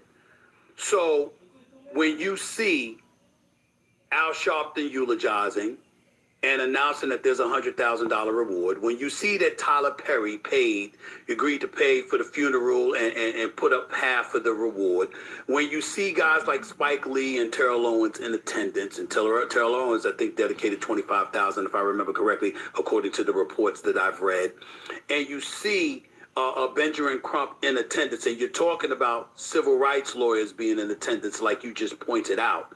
My question to you, Officer Tatum, and Charles, you can follow up based on the answer that he provides. My question to you is, why do you think the parents decided to go that route, Officer Tatum, based on your investigation in terms of allowing all of those folks to be so intimately involved in this situation? What are your thoughts about that? What comes to your mind, particularly based on your investigation, talking to the actual parties supposedly involved? All right, you got to stop buying generic Viagra if y'all over 40. You can get man, come on, man. We don't want to buy no damn Viagra for just Viagra, man. Stop. There's two thoughts that come to my mind. One is that Al Sharpton and Benjamin Crump are manipulating this family's trauma in order for them to make a crap ton of money. That's one. The second one is the parents trying to cash in on this because, and it's the reason why I say this. Why did Nolan Wells' mama say, I don't know these kids? These boys showed me pictures and video and texted them staying over his house, or at least the young boy Tristan, staying over his house multiple times. She went to school with one of the other boys' mama, graduated high school with her. They showed me the yearbook. Why is she saying this? Why Al Sharpton don't know this boy? Why is he eulogizing him at his funeral? Ain't never met Nolan a day in his life. You know, why are they saying we're going to give $100,000 to somebody who give us information to lead to an arrest? What if Nolan drowned? They don't care about him drowning. You know, and then also, why we don't do this for any other young men who have lost their lives at the hands of other people other than white people? Why we coming together? Charles, I'm going to give you the floor, Charles. Charles, I'm going to give you the floor in a second. But Officer Tatum, it's one thing I want to make sure that no, Steven, why you should have let him cook? You should have let him cook. Reverend Al Sharpton, etc. It's another thing entirely to lump the parents who just lost their child. But I know it's sensitive. Talking about they're trying to profit. I know it's sensitive. You sure you want to say that? That's what I'm saying. You sure you want to say that? Let me be clear about this. You asked me what my thoughts were. I didn't say that that was facts. I just said these are my thoughts based on a few factors, right? Okay. There ain't no reason for Al Sharpton to be doing that boy's eulogy when Al never knew him. That's not even your call or your business to make. What I'm saying is that if I die, that's you. Let him speak. If I get killed, that family had a choice. Why? Who is that? Why is that? They don't have to answer to you. That's not even. They don't. But I have an opinion. That family. Okay. I don't even understand who that family chose to eulogize their fallen son. What is any of your business to have any commentary about? Well, you can't tell me that because it don't seem normal. It don't seem normal to me. Anyone they wanted to. It don't seem normal It don't seem normal to me for a man that don't even preach sermons to do a eulogy for a boy that he didn't know. Okay, we're going off the rails, guys. We're going off the rails. We're going off the rails because Charles, I know you got to get ready to go. We're running out of time, so I'm just going to give this last question to the both of y'all. Officer Tatum, I'm going to give you the word, and then Charles Coleman, I'm going to give you the last word. What are your expectations of what is going to come of this when all is said and done, based on the evidence that we know? Charles, Officer Tatum, I'll go with you first. Charles, I'll give you the last word. And I'll try to make this succinct. I think we're going to find that the law enforcement agency did a fair investigation, that they did things right all the way through the process, and that none of this will lead to any of what Al Sharpton them said it was and alluded that it was, and they will get to the bottom of what happened to Nolan, and it will be clean, it will be professional, and it will be the same result without the interference with activists and people out here hoodwinking. I think that they're going to find out what happened to Nolan, and it's not going to be Al Sharpton. It's not going to be Benjamin Crump. It's the law enforcement agencies that go out and do this stuff every single day, that does an investigation, that's going to be forensically looked through the cell phone, that's going to interview 60 people and find out what happened to Nolan. And they're going to be able to say, was it somebody that did something nefarious to Nolan? They're going to be prosecuted. If Nolan drowned, they're going to let the family know he drowned. That's going to be the totality of this investigation, which didn't have nothing to do with this race stuff, nothing to do with these activists coming out and making money on the death of another black boy. Charles, I'll give you the last word because I know you got to go. Sure. Thank you, Stephen A. I don't necessarily know what will come of the case. I am and continue to be invested in the integrity of the process, number one, so that it sets a precedent of getting to the facts and having objective information disseminated to the public in a way that's honest, truthful, and transparent. What I will say is that it's disappointing to sit and listen to Brandon talk about the same type of aspersions being cast on Benjamin Crump, on Al Sharpton, in the same way that they are advocating for answers for Nolan Wells, that he has railed against the same type of characterizations going in reverse. A split mirror image of the type of vitriol that you are decrying against the survivors in this instance being spewed at Benjamin Crump and Al Sharpton. And I don't necessarily think that gets us anywhere, and it's not productive when you're talking about getting to the bottom of this and understanding what actually happened to Nolan Wells. So for me, I hope that the dialogue can be more tempered, where we're not trying to characterize people in either direction, but we're trying to insist on getting to the bottom of things and looking for the facts. Spirited discussion, that's what it's all about. Two opposite points of view, but I appreciate both of y'all time. I know y'all got a lot more to say, but I know, Charles, at least in your case, you got to get on out of here. Officer Tatum, I could tell you chomping at the bit. I got a lot more to say. You know you're always welcome back on the show. I really appreciate both of y'all taking time out of your busy schedule. I hope this was productive. I think it was a productive conversation, regardless of the disagreements and where we are right now. Still searching for the facts to really, really get to the bottom of what happened to Nolan Wells. But I thank y'all both so much, man. I really appreciate it. Thank you. Thank you, Stephen A. Thanks, George. Well, all right, y'all. What y'all say, gang? What y'all say, gang? Conversation, to say the least. What y'all say, gang? Officer Tatum went to Mississippi, said he's spoken to several of the people in attendance, and is appalled by folks jumping to a conclusion that this was a race issue, and clearly questioned why was Al Sharpton there giving the eulogy, why is Benjamin Crump, a civil rights attorney, involved if indeed this was a criminal case. Charles Coleman Jr., the legal mind on this panel, clearly stated that Officer Tatum doesn't know specifically why they're involved, doesn't know specifically We're gonna hit the gag, gang. They've attempted to reach out to, or whether or not their investigation is indeed finished, and had a problem with the narrative that he felt Officer Tatum was trying to create. No matter what way you slice it, here's the bottom line. An 18-year-old kid is dead, and inexplicably so. And somehow, some way, we need to get to the bottom of it. I find it very, very hard to believe that he just drowned. I find it very, very hard to believe that there was no foul play involved. Even Officer Tatum himself Y'all like to beat up for me, gang? There What may up? indeed have been foul play involved. I need like 10 people to send me the Uncle Alert. Whether or not The Uncle Alert gifts right now. Look in the gifts and say Uncle Alert. I need like 10 or 5 people to send me the Uncle Alert. No cap. Let's go. Let's turn up. When in fact, according to Officer Tatum, there were other people there, some of whom happened to be black. And he was making the case, who's to say that those were the only people involved? Who was to say that they're not innocent after all, and it was somebody else who committed a vile act that led to Nolan Wells being deceased, his funeral having taken place just a few days ago. There is no doubt that regardless of what we want to say, the fact that Tyler Perry is involved and paid for the funeral, the fact that Spike Lee and Terrell Owens were in attendance, the fact that Benjamin Crump, a civil rights attorney, is representing the family, and Al Sharpton is giving the funeral. Let's not act like we don't know that this is being turned into a civil rights case. I don't know whether that's wrong or not, because to be quite honest with you, black kid is dead after going out with white dudes. Yeah, I got a problem with that. That picture don't look right, particularly in the state of Mississippi. I'm just going to keep it a buck and call it like that.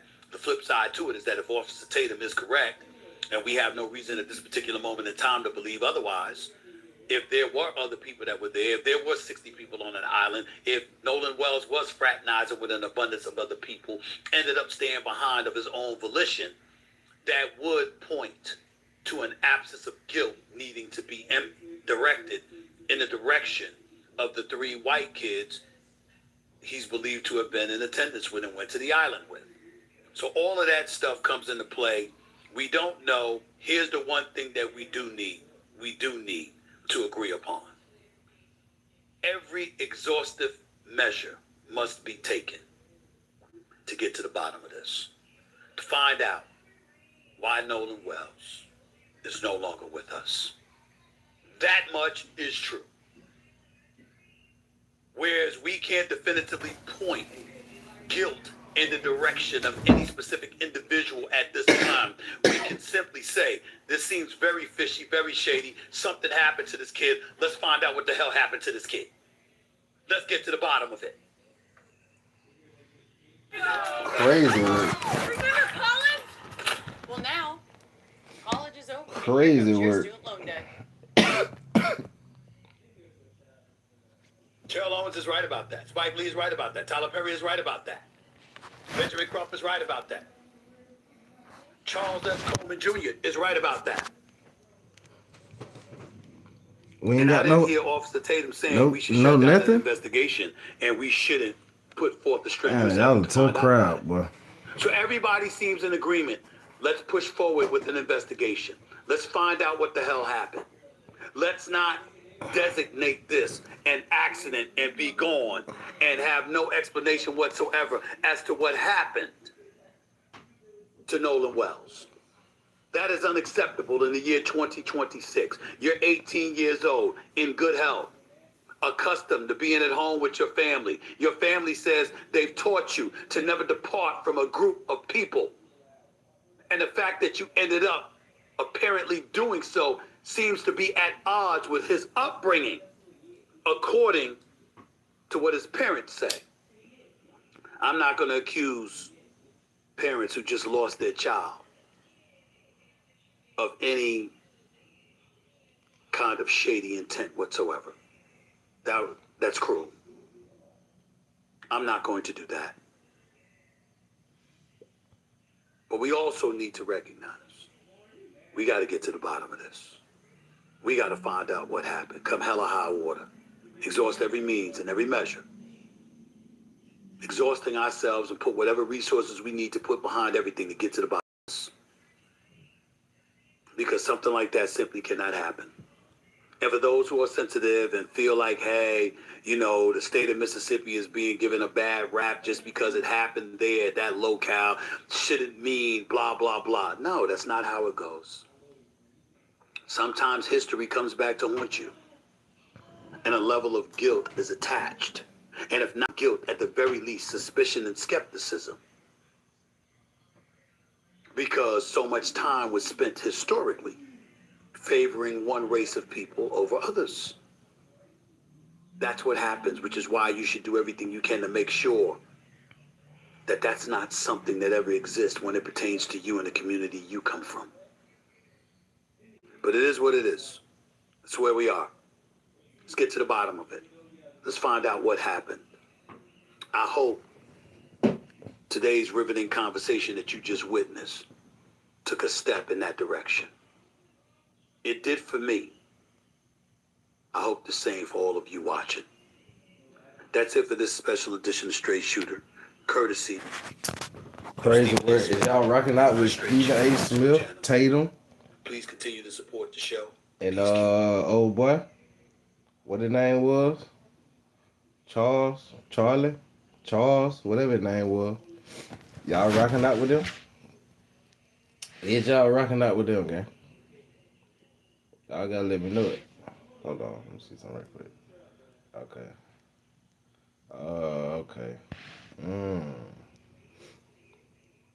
Let's get into y'all boy. Real quick. The one supposed to been built the damn school. Well, he say he done built it. He say he done built the school. He said it's going down. He finally done built the school.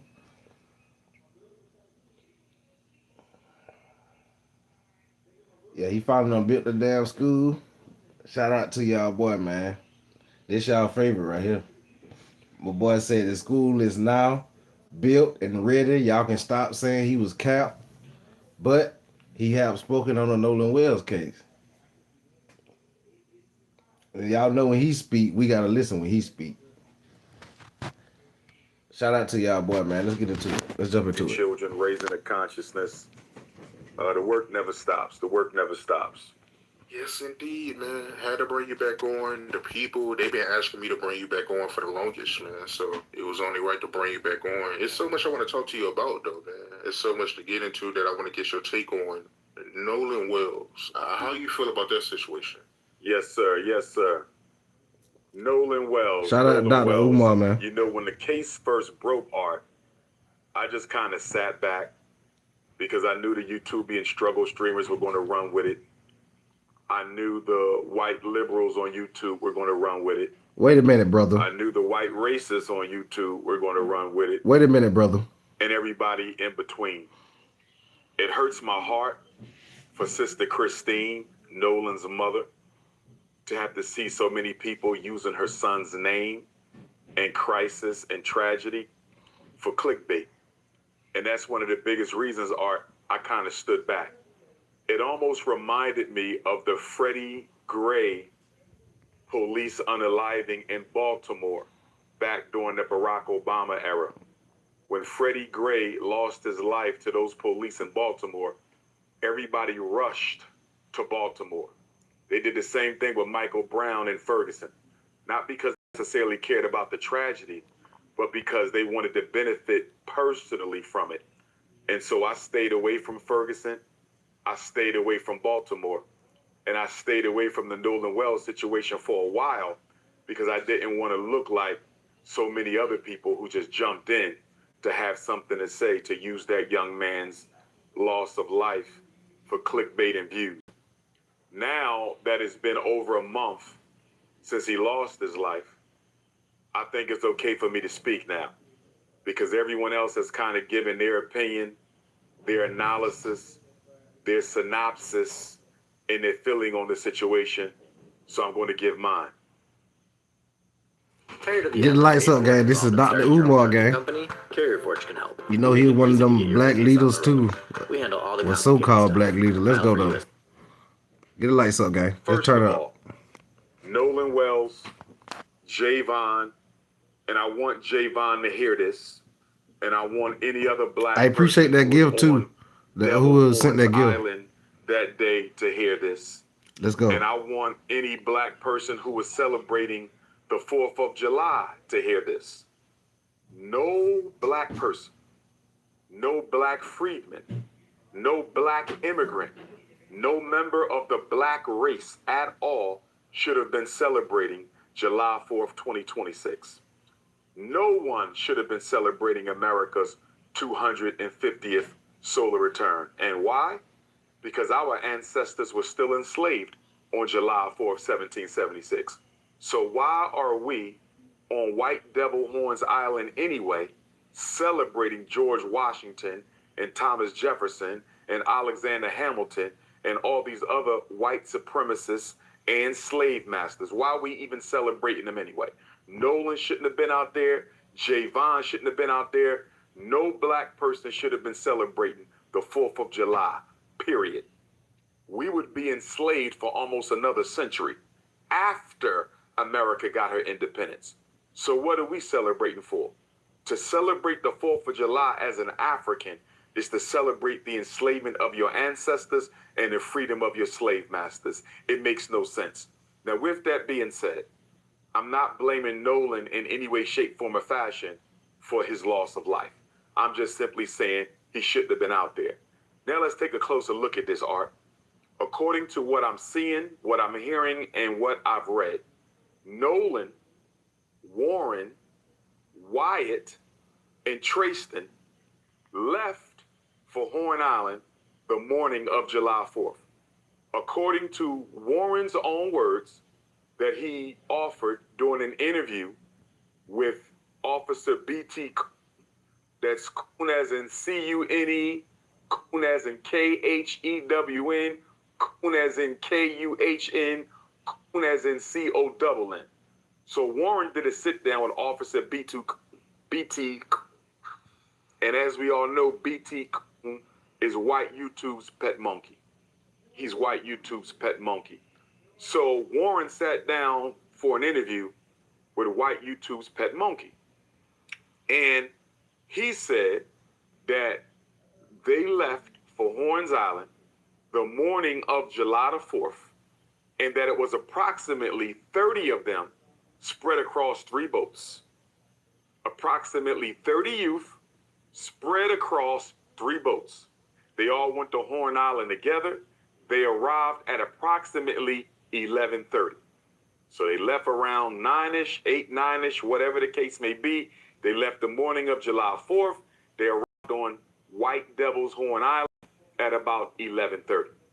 So 3 boats, 30 youth, they went together. I'm not clear on whether the 3 boats came back together or not. That's another question that I have, Art. Did they come back together the same way they left together? Because I'm treating all 30 of those white youth and all 3 of those ships as crime scenes and as suspects. All 3 ships are potential crime scenes. All 3 boats are potential crime scenes, and all 30 youth are potential suspects. I don't know why Jackson County Sheriff Ledbetter or Jackson County District Attorney Mulrath, I don't know why they decided to separate the boat that Nolan was on. Warren's boat, I don't know why they separated that boat from the other 2 for purposes of investigation and analysis. Because those 3 boats operated as a team. And since they went out there as a team, and it hasn't been made clear to me whether or not they came back together as a team, all 30 white youth and all 3 boats should have been part of this investigation, not just the 1 boat. That is my first big issue with this case. Who decided to separate the other 2 boats and the other 20 or so youth? I got a problem with that, Art, because according to the Cajun Navy, they have no GPS information on the other 2 boats, Art. They have no GPS information on the other 2 boats. Now let's get into this. Is y'all rocking with Umar? Y'all rocking with Umar? According to Warren, come on, man, and Nolan's other so-called white friends, turn up. Let's go. They decided to leave the island around 4:30. So they were roughly on White Devil's Horn Island from 11:30 to 4:30. That is about 5 hours. About 5 hours. Now, one question that has to be asked, Art, why did y'all leave so soon? Because they party on Horn Island all day long. Y'all didn't leave at sunset. Y'all didn't leave at sundown. Y'all left after only being there 5 hours. That's a little suspicious, Art. And I haven't heard anybody ask any of them, why did y'all decide to leave after only being there for 5 hours? Did y'all plan to only be on White Devil's Horn Island for 5 hours? Why did y'all leave at that time? But we'll deal with that later. So then, let's listen to Javon, Nolan's other best friend. Now, another problem I got with this whole story, Art, is Nolan allegedly had too many best friends. I'm trying to find out, how does Nolan have so many best friends? And why did all of these so-called best friends leave their best friend on White Devil's Horn Island without his cell phone and keys? I'm trying to figure this out. So Javon claims he's Nolan's best friend. Warren claims he's Nolan's best friend. And Trayston allegedly claims that he's Warren's best friend. So did Warren have 3 best friends? Excuse me. Did Nolan have 3 best friends? Did Nolan have 13 best friends? Did Nolan have 30 best friends? Because if Javon is the best friend of Nolan, and if Warren is the best friend of Nolan, and if Trayston is the best friend of Nolan, exactly how many best friends did Nolan have? Are y'all making this up? Let's go. Is y'all rocking with Umar right now? Come on. I told y'all I had a women for y'all. Who did Nolan tell Warren was his best friend? Who did Nolan ever tell Trayston was his best friend? I'm not going to question Javon, because he's a brother. And I do believe that there's a strong chance. Hey, why I don't see no super chats or gifts, gang? And I say that y'all donate to the platform for me if y'all rocking with me. Is a brother, Art, but I also dang, y'all gonna do me like that? Through the investigation team, God dang, with some of the answers that he gave on TMZ. Some of Javon's answers, in my junk dried in the mud, kind of made it clear to me he actually cared about appreciate Nolan. that gift, Trav. He actually cared about Nolan. I believe Light that bit up for me, man. actually cared about Nolan, and because of that, I'm willing to say that Javon may have actually been Nolan's best friend. I wish somebody would have asked Javon, Art, to your knowledge, has Nolan ever called Warren his best friend? You said, how can you donate to the school? Nolan Street Profit 23, cash out. His best friend. To your knowledge, Javon, has Nolan ever told you that Warren and Trayston were best friends of his? Because, Art, I'm having a problem with this three best friend narrative. Okay? I used to be 18 years old. You might have one best friend. You may have 2. Don't get me wrong. If you all hang in a pack, you could have 3 best friends. But according to Javon's own words, Art, he didn't really hang around with them other guys too much. That's what I allegedly thought I heard him say. He didn't hang around with them guys too much. So if you got 2 or 3 or 4 best friends, you guys normally travel as a group. Javon seemed like he kind of spent most of his time with Nolan alone, just the 2 of them, not with Trayston and Warren. Although he knew them, it didn't appear that he hung out with them on the regular. So how could they all then be best friends? It's possible. I'm not saying it's not possible. I'm saying it's unlikely. So, according to Javon, Art, he saw Nolan at 3:40 on the island. According to Javon, what I heard him say to TMZ allegedly was that he had another friend who was involved in an altercation, and that he left Nolan at about 3:40 to go check on his buddy, because according to Javon, his buddy was on another ship, and the parents of whomever on this other ship were trying to get him off the island because he was crashing out. He never said who this friend was. He never exactly told us what happened. But he said, I left at 3:40 to go check on my friend on another boat because, quote unquote, well, these are not his words, I'm paraphrasing, he was kind of wilding out, crashing out, and he needed to help calm him down. I'm paraphrasing. He said when he got back, Nolan was nowhere to be found, and I'm paraphrasing. And Nolan's boat that he came on, Warren's boat, the so-called Big Daddy, the 22-foot Triton, had already left the scene. So according to Javon, I left Nolan at 3:40 to go deal with another situation. I came back, he was gone. According to Katie, the white girl who Nolan's white best friends are trying to use as an alibi in this situation. Okay, because they claim, and Warren said the same thing to Officer B.T. Coon when he spoke with him. They claim that Nolan told them, I'm going to hang back on this island and talk to Katie.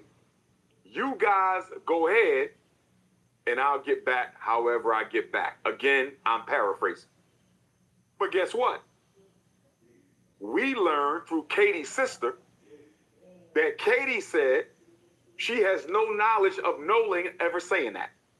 In fact, Katie said, Art, that Nolan told her, I got to get ready to head back to the boat because my friends are leaving soon. That don't sound like somebody who plans on staying, Art. Okay? According to her sister, Katie said Nolan told Katie, it's time for me to head back to the boat because my friends are going to be leaving soon. As far as I'm concerned, Art, Javon and Katie both threw us an alley-oop. Javon and Katie are throwing Sheriff Ledbetter of Jackson County an alley-oop because neither one of them are corroborating the story of Nolan's white friends on that boat. In fact, Javon said, this ain't adding up. Javon said, it's not like Nolan to say, you guys go ahead and leave me on this island and I'm just going to stay back to talk to this girl who I barely know. According to Javon, it don't make no sense. Javon ain't stupid, Art. That's his friend. He know damn well Nolan didn't tell them that he was going to stay back on that ship. And then Katie, I'm going to give a little bit of respect to Katie on this situation.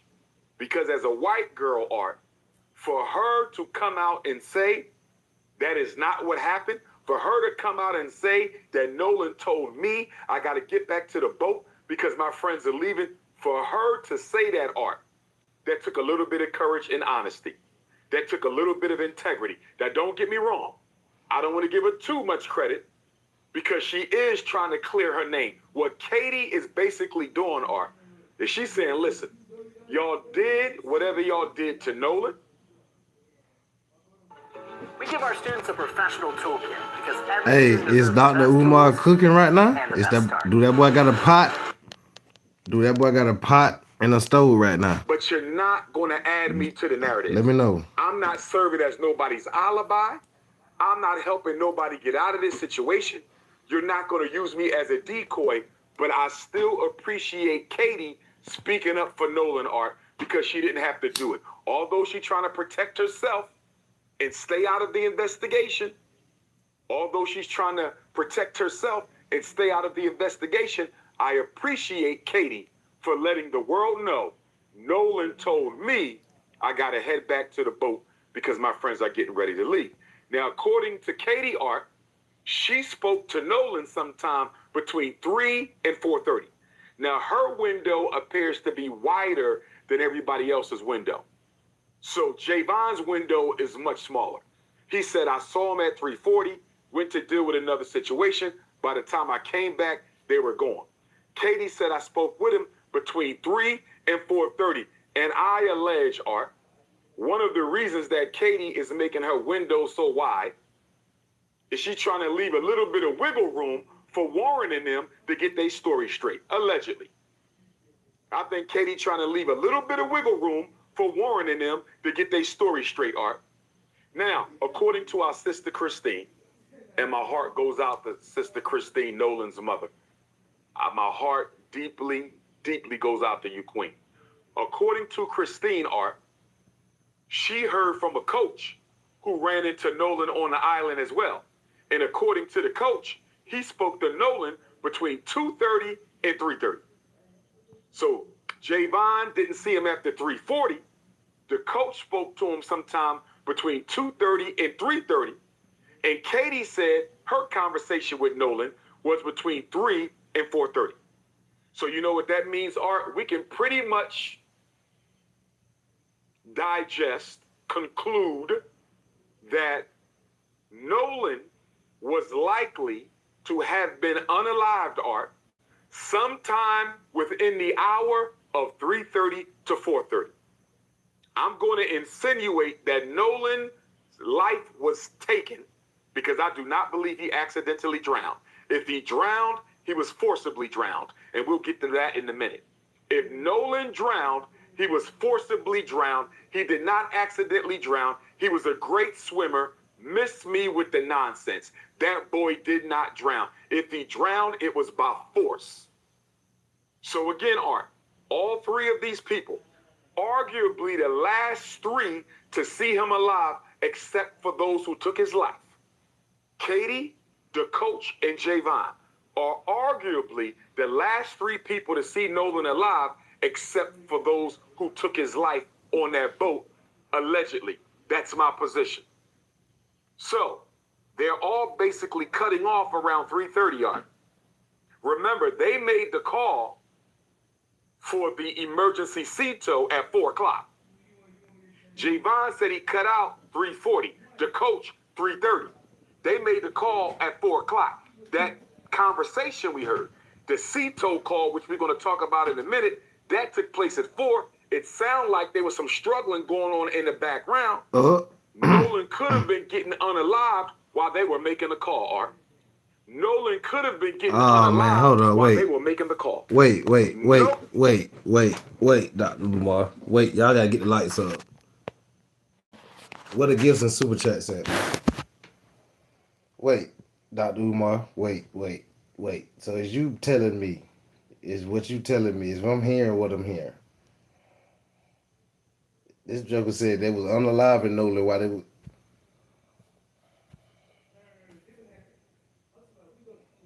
I'm fucking dying, bro. Get the lights up, guys. Boy, I tell you, boy.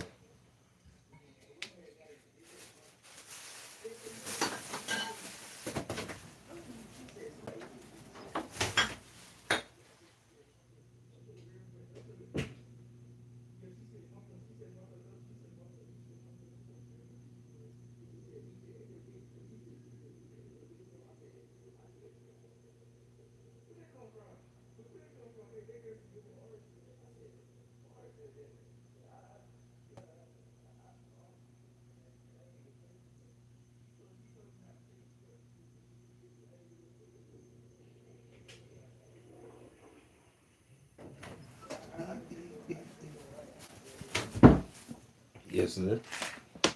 We back like we never left. We back like we never left. Put them on the shelf real quick. Yeah, we gotta, let's get back into this right quick, guys. Hold up.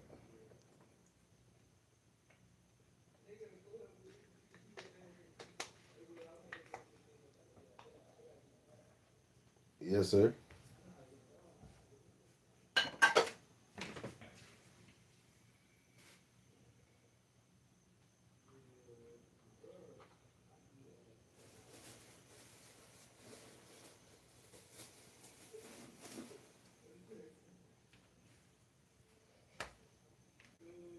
We back, gang. We back with another one. Yeah, we gotta get back into it. It's alright, it's alright. Some people left. We don't care. Nolan could have been getting choked out while they was on the phone with Cito. Hold on, so wait. again, Art, my position is Wait. Nolan lost Let me his go back life a little bit. somewhere within the hour. Wait. That boy did not drown. If he drowned, it was by force. So again, Art, all three of these people, arguably the last three to see him alive, except for those who took his life, Katie, the coach, and Javon, are arguably the last three people to see Nolan alive, except for those who took his life on that boat, allegedly. That's my position. So, they're all basically cutting off around 3:30 yard. Remember, they made the call for the emergency CTO at 4 o'clock. Javon said he cut out 3:40. The coach, 3:30. They made the call at 4 o'clock.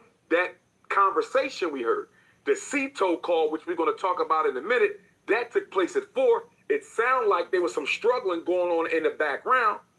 Nolan could have been getting unalived while they were making the call, Art. Nolan could have been getting unalived while they were making the call. Nolan could have been getting choked out while they was on the phone with Cito. So again, Art, my position is Nolan lost his life somewhere within the hour of 3:30 to 4:30. Now, before we go any further, Art, I need Ben Crump investigation team, Better's investigation team, to have a conversation with Javon, because according to Javon's statements on TMZ, the police never spoke to him. And I have serious concerns with the manner in which this investigation has been carried out so far, Art. I have very serious concerns with the manner in which this investigation has been carried out so far. So anyway, Javon said police never spoke with him. Why? We need a conversation with Javon, not because I think he's a suspect. I believe Javon is innocent, but we need to find out what he knows. That's number one. We also need a conversation, Art, with the coach. Who is this coach that Sister Christine said contacted her and told her he had a conversation with Nolan on the island between 2:30 and 3:30? We need to find out what he knows. And according to Katie's sister, she is already cooperating with the authorities. But here's why those three got to be spoken to, Art. Not only so we find out what they know, Art, but did they see each other during their conversation with Nolan? Because Javon, if you was talking to Nolan and left him at 3:40, and if Katie was talking to Nolan sometime between 3 and 4:30, and if the coach was talking to Nolan between 3:30 and 4:30, Art, at least two of you should have ran into each other. Did the coach see Javon? Did Javon see the coach? Did the coach see Katie? Did Katie see the coach? Did Katie see Javon? Did the coach see Katie? Art, if all three of them are saying they saw Nolan for the last time, roughly within the same hour and a half, Art, did y'all run into each other? Let me tell you why I'm asking this question, Art. And I'm not throwing no shade at my brother Javon. I like Javon. I'm not throwing no shade at Miss Katie McCormick. I don't know her. I'm not throwing no shade at the coach, Art. But the reason I need to know why all y'all put y'all time within the same frame, and you may have not possibly seen one another, Art, are you guys keeping yourself out of the window of witnessing this crime by saying you didn't see him after 3:30? I want you to follow what I'm saying here, Art. It's kind of interesting that they all saw him last at 3:30, not after 3:30. Javon 3:40, roughly 3:30. My point is, Art, for all three of them to have the same exact time, if they did not see each other at all during these conversations with Nolan, are they pushing up the window of time during which they saw Nolan so they cannot be included in this investigation as a witness to a crime? In other words, Art, I don't think Javon had nothing to do with it. I know he didn't. But is he saying he saw Nolan a little earlier than he saw him so he can't be pulled into the investigation? I don't think Katie had nothing to do with the crime. But is Katie putting her conversation with Nolan a little earlier than it actually took place to make sure she can't be dragged into the investigation as a witness to a crime? Is it possible that the coach is putting his conversation with Nolan earlier than what it was, Art, to make sure he cannot get dragged into the investigation. I don't think they had anything to do with it, but they could have been a witness to a homicide, Art. They could have been witness to a homicide. If they did not see each other, if none of those three people, the coach, Javon, and Katie, if they did not see each other at all talking to Nolan, if none of them saw each other talking to Nolan, at least two of them are lying about the time they last saw Nolan. Are you following me, Art? All I'm saying is I have my suspicions as to whether or not this convenient 3:30 cutoff window, I have my suspicions that this convenient 3:30 cutoff window may have not actually been the time they saw Nolan. They may have saw Nolan closer to the time he lost his life. Now stay with me, Art. Stop scrolling. If you've been thinking about making a move or you've been waiting for the right time to come back to J.M. Bozeman, we see you. Is Omar cooking, gang? I want to back up for a minute. Is he cooking? And I want to say this to Brother Elmore. It's that boy in the kitchen right now. Nolan's stepfather. Is he trying to make it rock solid? I want to say this to Coach Tracy, who I believe was one of Nolan's coaches. Brother Elmore, the stepfather, and Coach Tracy, the coach, both said on national television, Art, that they don't think race played a role in this at all. Elmore, Tracy, two dark-skinned black men in Mississippi, and both of them said on national television, I don't think race had anything to do with this case. I am disappointed in Brother Elmore. I am disappointed in Coach Tracy. How dare you help these young people avoid the Matthew Shepard and James Byrd Jr. federal hate crimes law, Art, by you saying you don't think this had anything to do with race, Brother Elmore and Coach Tracy. You are helping these white folks avoid federal hate crimes charges. And let me tell you why this is important, Art. Let me tell you why this is important. Under the federal hate crimes law, Matthew Shepard, James Byrd, signed by Barack Obama, 2009. Under the Federal Hate Crimes Act, Art, you can go to jail for life. You can go to jail for life under the Federal Hate Crimes law. So if you can go to jail for life under the Federal Hate Crimes Act, Art, why is Nolan's stepfather and coach telling white folks they don't think it had anything to do with race? I still love my brother Elmore. I still love my brother Coach Tracy. But would y'all please watch what comes out of your mouth during this investigation? Because you are undermining justice for Nolan. I hope you're listening, Brother Elmore. And I hope you're listening, Coach Tracy. You are undermining justice for Nolan by saying you don't think race had anything to do with it. How in the hell do you know? How do you know if race had anything to do with it? How well do you know these young people? It was 30 of them, Art. It was damn near 30 white youth spread across 3 boats. How many of them did Elmore know? How many of them did Coach Tracy know? So how are you going to go on TV and say, I don't think it had anything to do with race? Why are you helping them avoid accountability for what they may have done? I don't know if they did it, Art. You don't know if they did it.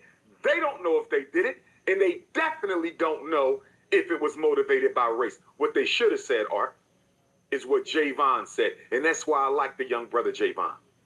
That's why I like that young brother Javon. His mother, Sister Tashima, shout out to you. You raised a good kid. When TMZ asked Javon if he thought it had anything to do with race, Art, when TMZ asked Javon if he thought this had anything to do with race, he said, what? I don't want to answer that question. I don't want to answer that question. Perfect answer. Perfect answer. Or, Art, they could have said, I don't know. Nolan's stepfather could have said, I don't know if it had anything to do with race. Coach Tracy should have said, I don't know if it had anything to do with race. But to say you don't think it had to do with race when he was the only black boy across 3 ships? Are you out of your mind? Why would you say that and help them avoid the Federal Hate Crimes Act? Javon gave a better answer than those 2 black men. Javon, a child, gave a better answer than those 2 black men, Art, when he said, I don't want to answer the question. And shout out to Javon, Art. He's intelligent. You know why? Because by saying, I don't want to answer the question, he answered the question. Of course, race has something to do with it. This is the United States of America. Race has something to do with everything involving black people. The country was built on the backs of black people. It's maintained on black people. We are disproportionately represented in the criminal justice system, overrepresented in the unemployment line, under the poverty line. Of course, everything in this country has to do with race. And I'm disappointed in us, Art, that we are so afraid to call racism what it is, that we literally got people asking us, when a white person takes the life of a black person, do you think it had anything to do with race? When a police officer takes the life or shoots a black person, do you think it had anything to do? What kind of idiotic gaslighting question is this, Art? All white people are racist. All white people are racist. So we can stop asking if it had anything to do with race. If it's black and it's white, it has something to do with race, because all white people are racist. That's just how it is. Now let's get back to this. Before we deal with the infamous Cito call, Art, how much would it cost to publish your book, translate it into Umar. native languages, and I ain't gonna count to you. across the globe? Umar, you ain't gonna get my channel after. Billions of I ain't gonna count to y'all, gang. I don't agree with Omar when he said that. Now I don't agree with that when he said all white people are racist. I don't feel that one bit. So don't think that over here with Savage. Salute to everybody if you Caucasian over here. I got Caucasian people that be over here. I got all type of people that be over here. So on my channel, I don't feel all the way like Umar, gang. So don't think that, oh yeah, Savage feel. No. Anytime y'all see me playing a video, I don't always feel I don't agree with them all the way every time I play a video. We just here to talk about it together, listen to it together. No cap. Let's go though. It's Savage. Shout out to every color in here. Shout out to every color. Every color. To me. Every color. Let's go. I got a few questions for Warren. I want to deal with that infamous Cito call, Art. And I want to deal with Sister Tashima and Sister Christine's visit to Warren's home to get Nolan's cell phone. I want to deal with them two in a minute. But before I go there, I got a couple questions for Warren and his white friends. Nolan's best friend, and Warren even called Nolan his brother, Art. He even called him his brother. He said they spent the night together before they went out to White Devil's Horn Island, Art. The night before, July 3rd, they stayed in the same home. How do you stay in the same home with somebody, Art, and leave them on an island? How do you sleep in the same house with somebody July 3rd and then leave them on an island July 4th? But I got a few questions for Warren. No disrespect. I'm not saying he's innocent. I'm not saying he's guilty, but I got a few questions for you, Warren. Since you could sit down and interview with Officer B.T. Coon, I need you to sit down and interview with Dr. Umar Ifatunde. So you can sit down and interview with Officer B.T. Coon, I want you to sit down and interview with Dr. Umar Ifatunde. My first question to Warren. What type of name is that? That he's like a brother. I'm gonna chill. All right. I have a question. If Nolan is your brother and best friend, why did you leave him on that island, especially when you all were drinking? How do you fix your mouth like that? Because somebody put a report out there, Art, that Nolan had been drinking heavily and was intoxicated. Of course, that allegation was dismissed because the coach You said, who I don't give a damn if it's a damn Nigerian name. That's crazy as hell how the hell you say that shit. How the hell you just walk up to somebody and just say that all the time? Hey, what's up? What's up, my boy? That just sound crazy, but let's go. contacted Sister Christine confirmed that he spoke to Nolan between 2:30 and 3:30, and Nolan was not intoxicated. So they lied to protect their friends, because white people are always on code, Art.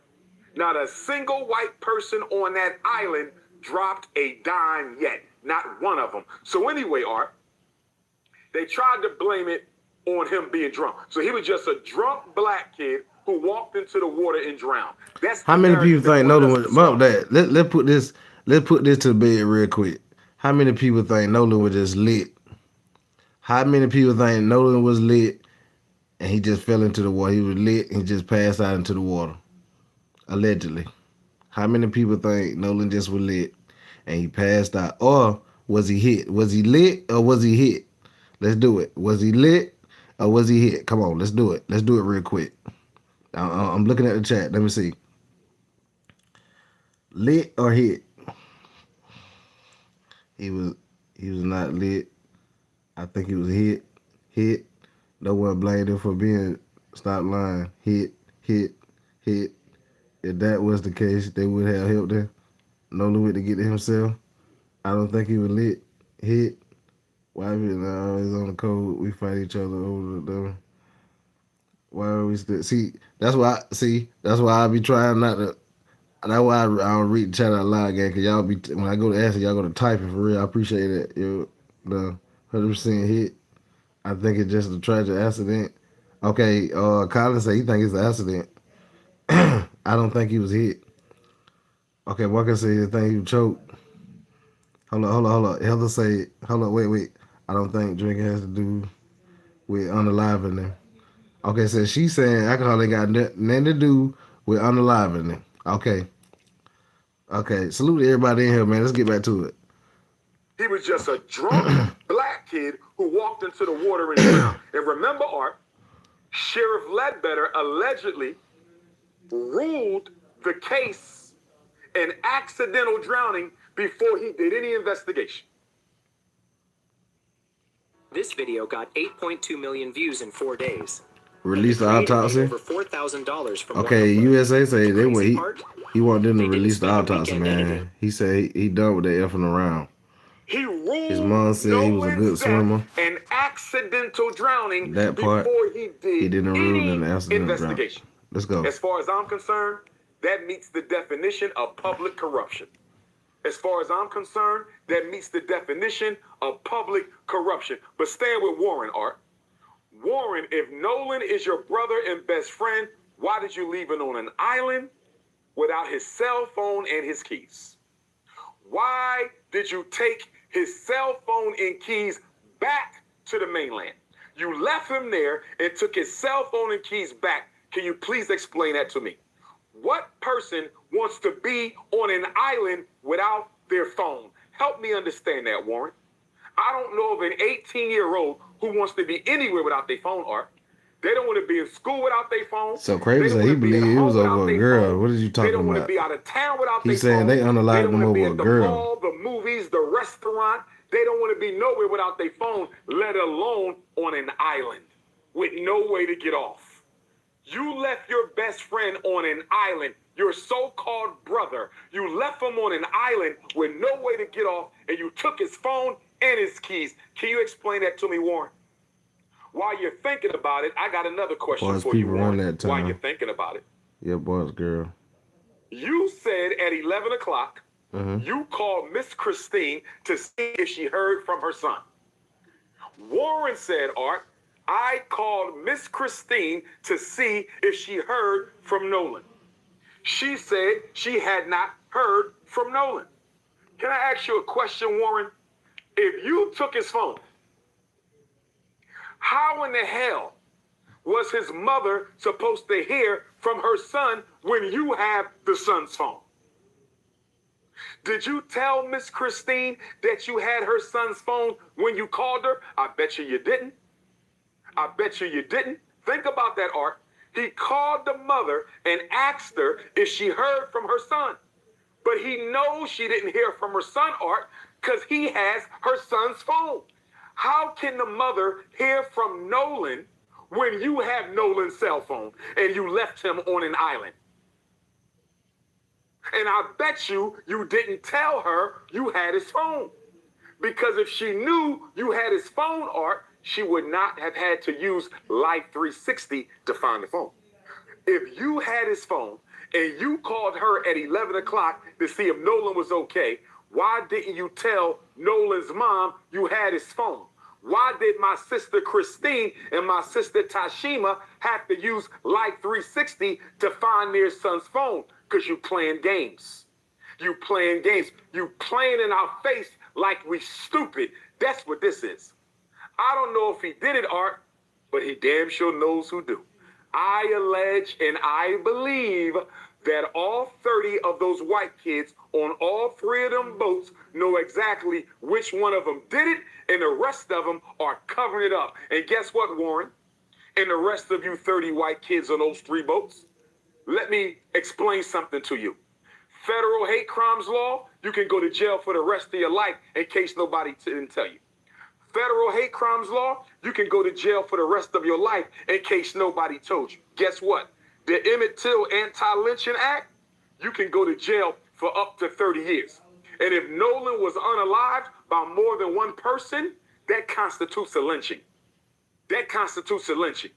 So you can go to jail for up to 30 on the Emmett Till Act. You can go to jail for life on the Matthew Shepard James Byrd Hate Crimes Act. And in the state of Mississippi, Art, if you are an accessory after the fact, not accomplice. Accomplice means you participated in the murder. Accessory means you helped cover it up afterwards. If you are an accessory to the fact, after the fact, Art, you can go to jail for up to 20 years, Mississippi law. So they can go to jail for up to 20 years, Mississippi law. Accessory after the fact, you helped to cover up the crime. You can go to jail for 30 years on the Emmett Till Anti-Lynching Act because more than one of you probably participated in Nolan's unaliving. And under the Matthew Shepard James Byrd Federal Hate Crimes Act, Art, they can go to jail for life. And this is why I need Nolan's step pop and coach to watch what comes out of their mouth and stop trying to help these white kids avoid accountability for what they did to Nolan. Because if the tables were turned, white folks are not going to try to help your child avoid any accountability. So stop the... Dang. Umar going off? Is Umar going off or what now? Now, hey, y'all, let's get 200 likes. We at 140. Let's go. Turn that bit up. Since y'all don't want to donate, I don't see no super chats or gifts. Since 8th grade. Dang, y'all gonna do me like that? So none of y'all ain't got nothing? Y'all gonna do me like that? We been in here almost 3 hours. Only 4 gifts. She don't know them white kids. Pitiful. So help me understand how you are this is pitiful, man. Best friend. Y'all tell me off of Martin. Since 8th grade, you called him your brother. Martin. Together July the 3rd, the morning before y'all went to White Devil's Horn Island, and his mother don't even know who you are. And you said out your own mouth that y'all never hung out at Nolan's house. So how are y'all best friends? I had best friends growing up, Art. My mother knew who they were. Who has a best friend that they mom don't know about? Help me understand that. A best friend and the mom don't know him? It sounds suspicious. Why didn't you tell Miss Christine you had her son's cell phone when you called and asked if she heard from him? Art, as far as I'm concerned, this probable cause he has something to do with this. Art, I'm holding her son's cell phone. I left him on the island. I took his keys and phone. And I'm on the phone with the mom. I got his phone. But I'm calling his mother at 11 o'clock. Have you heard from your son? And I'm holding her son's cell phone, and I don't even tell her. Art, this ain't making no sense. This ain't making no sense. And I want to know from Sheriff John Ledbetter, Art, Jackson County Sheriff, you don't have probable cause just off of that alone? Somebody calls somebody's mom asking if she heard from him while they have their phone and left him stranded on the island? And if you care so much about Nolan, Art, if he cares so much about Nolan, the so-called white best friend, Art, why did you wait till 11 o'clock? Y'all left the island 4:30. Y'all left the island 4:30. If you care so much about Nolan, why are you not calling his mother until 11 o'clock? It's pitch black outside at 11 o'clock, Art. It's pitch black. It's almost midnight, and you wait till 11 o'clock to call his mom and ask her if she heard from her son, but he's supposed to be your brother and best friend. Listen here, Warren. I was born at night, but I wasn't born last night. I was born at night, but I wasn't born last night. And then I have a question for his dad, too, Art. I don't know if you know this, but his dad has started an online fundraising platform for Warren and two of his friends. I think they raised $160,000 so far. $160,000. Nobody has been arrested. Nobody has received a warrant. Nobody has been indicted. Nobody has been charged. Art, if you are innocent, why are you raising money online? You ain't been charged with a crime at all. The state of Mississippi is doing everything they can to make sure y'all don't get charged with anything. So why are you raising money online? Why did y'all cancel your social media? Why are y'all lawyering up? They hired Donald Trump's lawyer, Art. One of Donald Trump's lawyers is now the three of their lawyers. If you innocent, what you need Donald Trump's lawyer for? If you're innocent, what you raising $160,000 for? It sounds like y'all getting ready to defend yourselves. That's what it sounds like to me. It sounds like y'all think the truth is going to get out really, really soon, and y'all want to be prepared for it. Again, Art, I'm not saying he did it, but I definitely believe he knows who do. Now. Oh, hell. Do y'all agree with Omar? We're going to get to this call. We're going to get to this call. Oh, hell. But before we get to this call, Art, I'm going to ask the question of Benjamin Crump. Attorney Benjamin Crump. I appreciate that gift, Jasmine. I met him twice, Art. I met Benjamin Crump the day before I graduated with my doctorate at an Urban League conference in Appreciate New Orleans. that gift, Untouchable. I presented at a workshop Touchable at or the something. Urban League conference in New Orleans. Appreciate this that. is July of 2012. And I flew back to graduate and get my doctorate in clinical psychology. We had lunch. It's a few of us at the table. We had lunch. Okay? This is around the Trayvon era. And then I met Benjamin Crump again I appreciate at that HBCU, gift, Delaware Jasmine. State University about 3 or 4 years Appreciate ago that, at the gang. Black Farmers Conference that was put on by one of the black professors there. She invited me to keynote the luncheon, and she switched me out at the last minute for Attorney Benjamin Crump.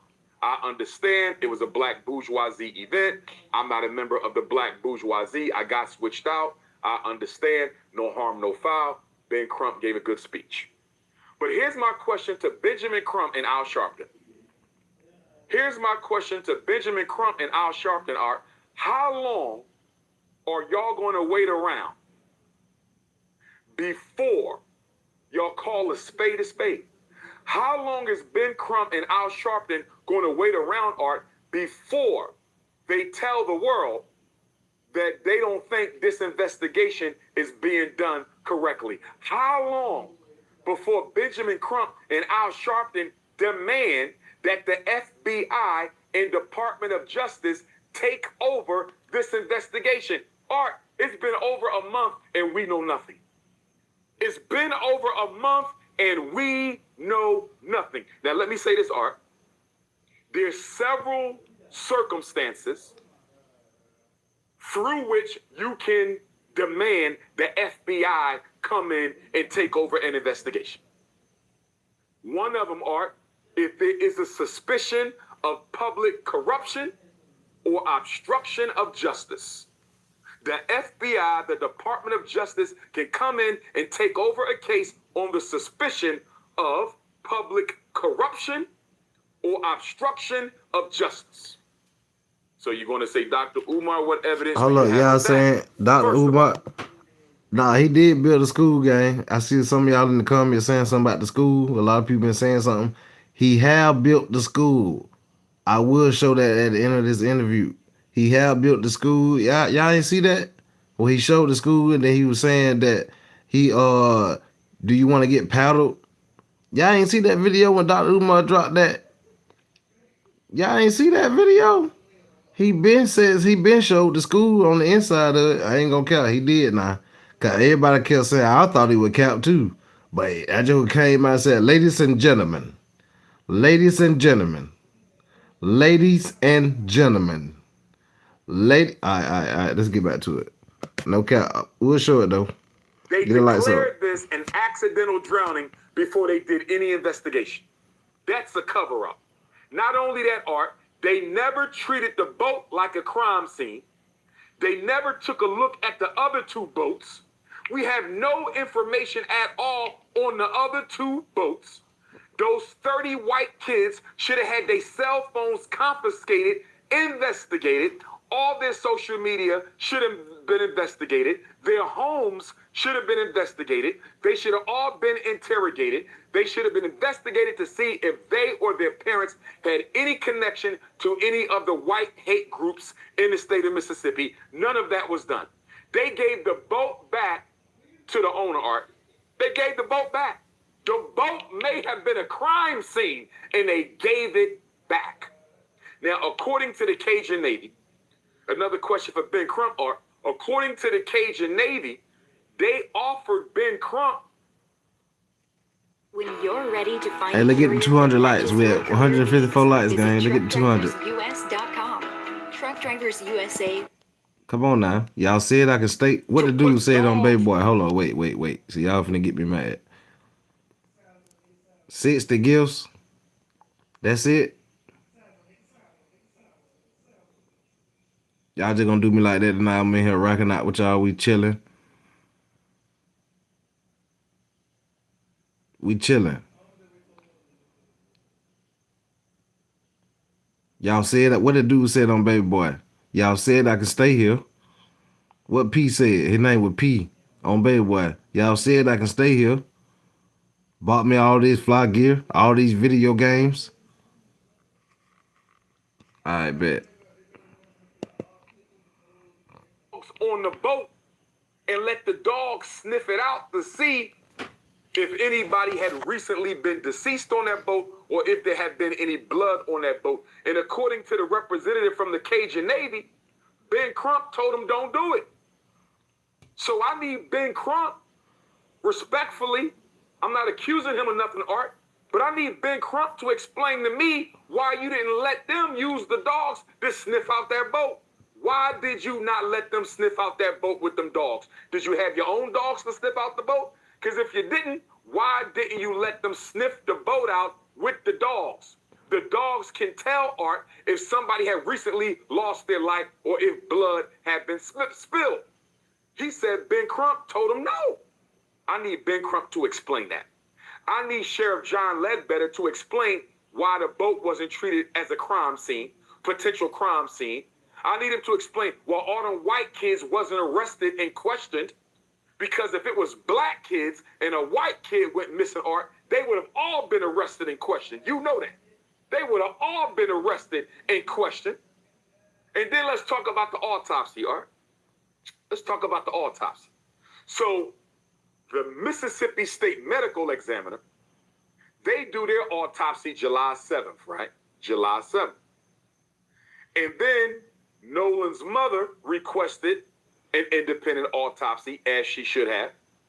They send Nolan's body to Washington, D.C. When the black medical examiner gets the Nolan's corpse, Art, the throat tissue and the lung tissue is gone. How is he supposed to determine if Nolan died from being choked out or if Nolan died from drowning if he don't have the throat tissue or the lung tissue, Art?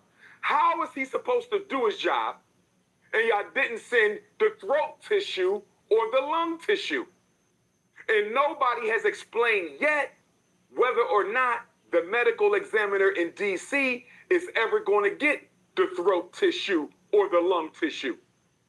And I personally believe, Art, Nolan was deceased before he hit the water. Oh, man. I believe Nolan was deceased before he hit the water. Oh, and man. the reason they held on to the throat tissue. And the reason they held onto the lung tissue is they didn't want nobody to know that Nolan was murdered before he hit that water. Oh, Just man. like Emmett Till was murdered before he hit that water.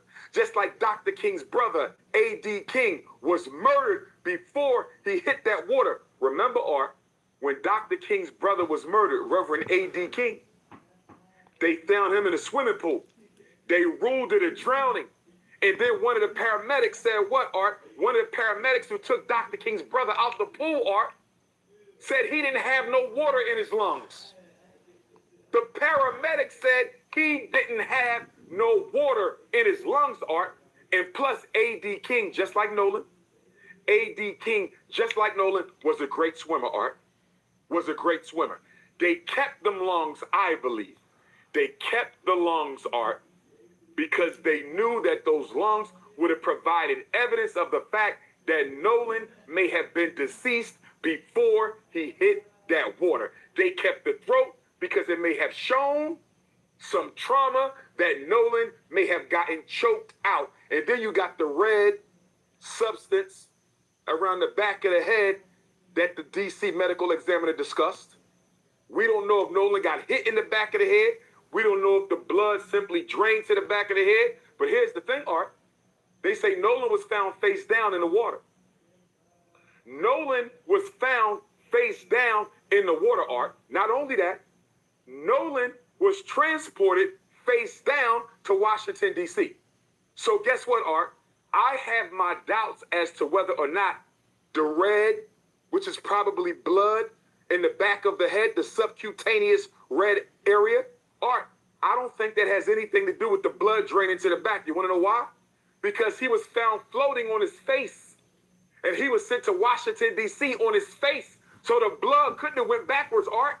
I believe Nolan got hit in the back of the head, and it was that hit that cost him his life. Oh, it man. was that hit that cost him his life. Oh, man. It was that hit that cost him his life. Oh, now, with man. that being said, Art. Oh, man. What got me man. into trucking was Do y'all agree with had some Umar? personal things come up, Do and y'all agree with Umar? I was in a really dark place, and I was Oh, looking for something that would man. help build my confidence, and so. Oh, man. I want to go to Sister Tashima and Sister Christine going over to Warren's home, allegedly, to get Nolan's phone. So, Sister Christine reported Nolan missing around 12:22 p.m. on the 4th. Sometime after that, her and Sister Tashima, Javon's mom, used Life 360 Art, and they tracked the phone to Warren's home. I believe it was Warren's home.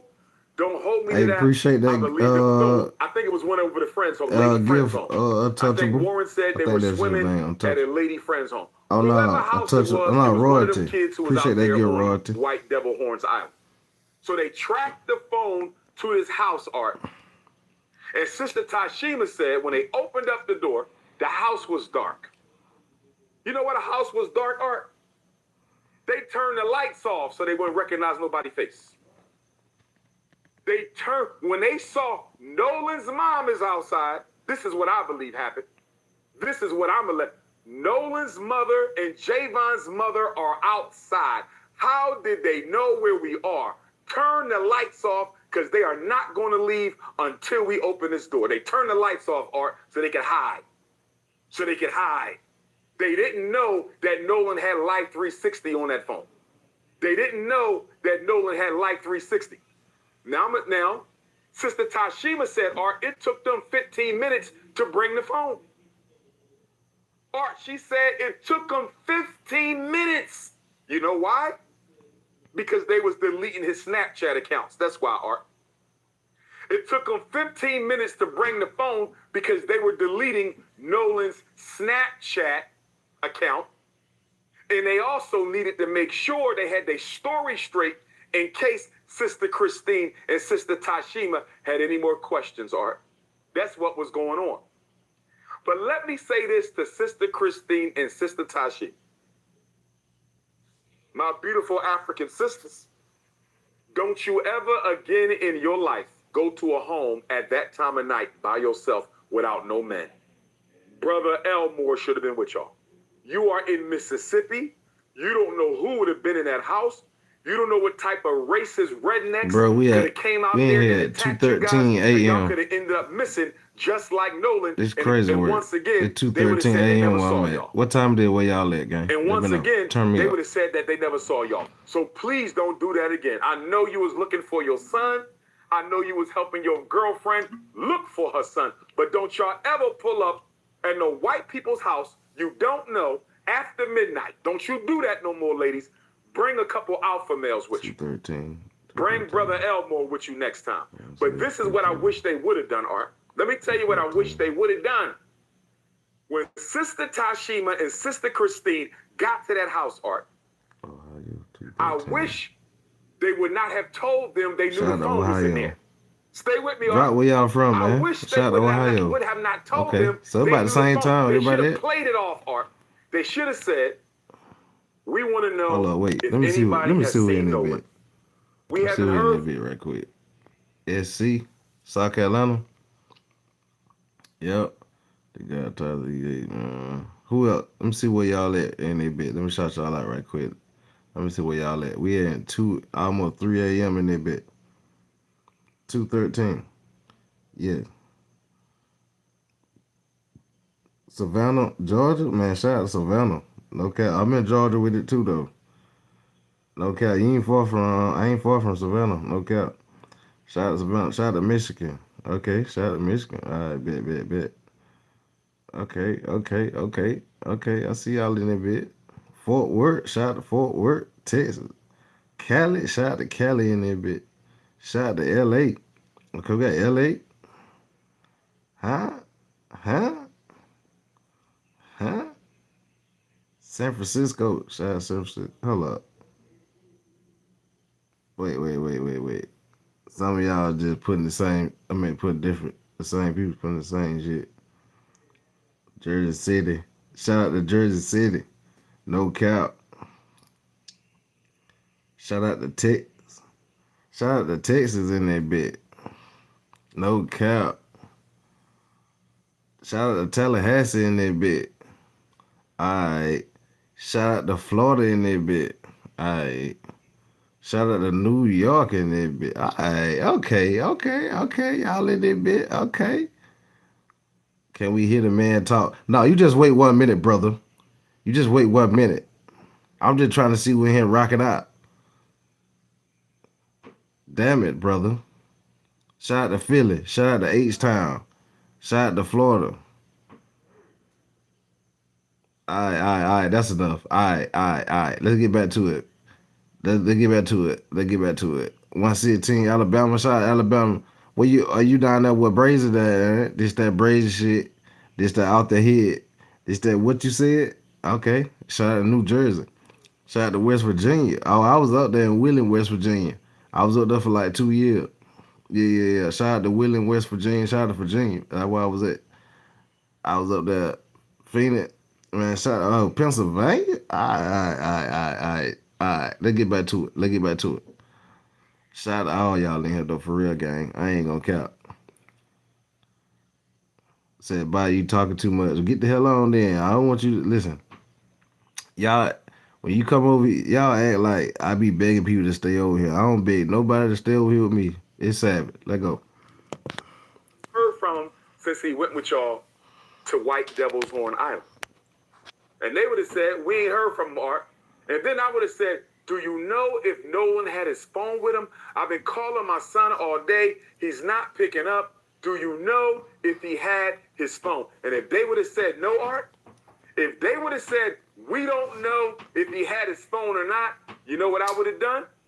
I would have called the police and I would have told the police, Art, my son is missing. He went to White Devil's Horn Island with these white kids in his house. They have his phone. They don't know I know they have his phone. And they just lied to my face and told me that they don't know where the phone is and the phone is right in there with them. I believe that they are suspects in my son's disappearance and I want them all arrested. That's what I wish they would have done, Art.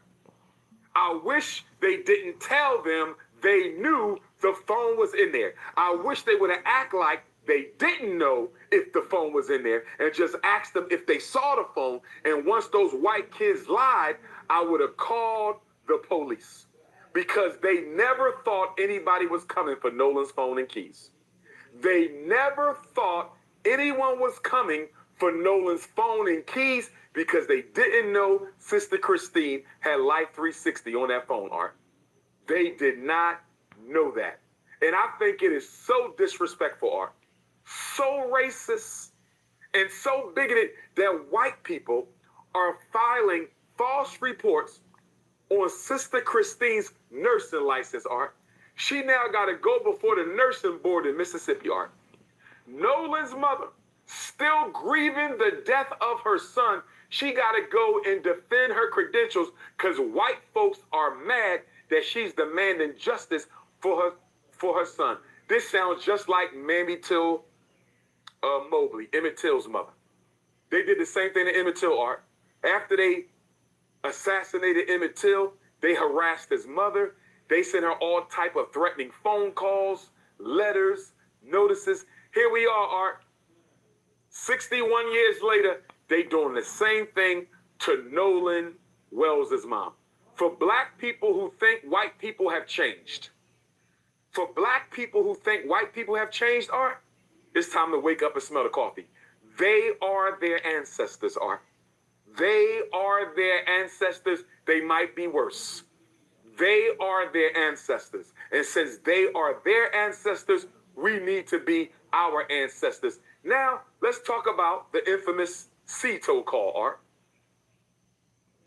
Instead of refinancing. All right, let's get into this CETO call. Mortgage, there is a better I solution. see everybody been commenting on. Let's see Dr. Armour, Just go Dr. to Umar, damn is answer a few quick comments on the C call, gang. Let's go. So again, Javon sees Nolan at 340. I'm still ain't seeing no gifts. The coach Dang, y'all must don't know what the gifts is. Just hit the bottom of the screen on the right. It's a money symbol down there too. You can either hit the money symbol or the little gift box at the bottom down there. Turn this bit up. God dang, gang. Turn this bit up for me, man. We in this bit overload. We already done didn't we do a live earlier? Yeah, I did a live, I think, early this morning. We did a live. I did a live early this morning. Then we back again. Stop playing, twin. Yeah, we back again. Stop playing, twin. Hey, appreciate that gift. It takes a village. It gonna take you an army. It's gonna take you an army. It's gonna take you an army, man. Between 2:30 and 3:30. Katie sees Nolan between 3 and 4:30. I already told you I believe Nolan was unalive between 3:30 and 4:30. Now, our sister, what was her name? Jacqueline Brentley or something. Jeanette Brentley, Jacqueline Brentley. Forgive me, sister, for mispronouncing your name. But our sister, who is an audio engineer, Art, she went through the laborious process of cleaning up the background conversation during the infamous CETO call. She cleaned up the background audio during the infamous CETO call, Art. And during the infamous CETO call, Art, according to her cleanup, it sounds like they were trying to clean up an unaliving of Nolan Wells. You hear people saying things like, is he still alive? Did you unalive him? Is he okay? People are shocked, asking questions. Is he still breathing? If that tape gets corroborated, all the white young folks on those 3 boats need to go to jail, Art. They need to be charged, all of them.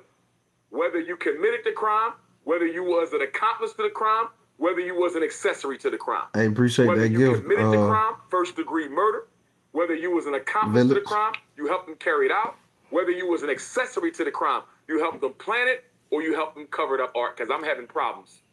I'm having problems with this investigation. It is too lax. It is too soft. And my question to Ben Crump and Al Sharpton, how long before y'all going to demand that the Federal Department of Justice take over the investigation, Art? As I was saying earlier, you can demand the feds to take over the investigation, Art, if there is concern about public corruption and obstruction of justice. one of the boys' mom or stepmom, and I think it's Warren, allegedly, one of the boys' mothers or stepmothers is a Chancery Court judge. Another one of the children's parents is allegedly tied to the FBI. So, Art, if their parents are tied up in the Mississippi state power structure, if these children's parents are tied up in the Mississippi state power structure, you know damn well Mississippi is not trying to find any of those kids guilty of anything. You know that. Mississippi does not have a history of helping black people find justice against white people. That is not the history of Mississippi. It ain't the history of Arkansas. It ain't the history of Texas. It ain't the history of Louisiana. It ain't the history of South Carolina, Georgia, Florida, or none of those states. So why isn't Ben Crump and Al Sharpton calling for a federal investigation? That's number one. Number two, Art, guess what? Horns Island is federal land. Horns Island is federal land, Art. If Horns Island is federal land, Art, why are we not demanding that the feds do the investigation and not Sheriff Ledbetter? The island is federal land, Art. It's federal land. Why aren't the feds carrying out the investigation? That's the second reason they should be involved. The third reason they should be involved, Art, is there's a strong likelihood that this was a federal hate crime and a lynching.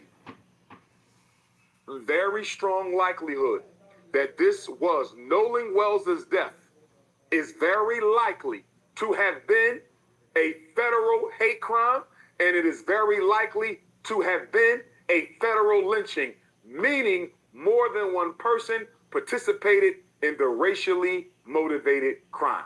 So I just gave you 3 reasons why the feds should be investigating this case and not the sheriff's office. Why is Ben Crump and Al Sharpton dragging their feet? Benjamin Crump, you need to have a street march. You need to bring all of the black militia groups to Mississippi, and we need to march on Mississippi. Your approach to this investigation is too humble, it is too docile, it is too meek, it is too soft. You are dealing with Mississippi, and you have not activated any street protests. It's amazing what. Oh, do y'all agree with Umar? Is he in the kitchen? Y'all let me know Umar in the kitchen, guys. It's that boy in the kitchen, man. Sister Christine and Brother Nolan are not going to get justice, Art.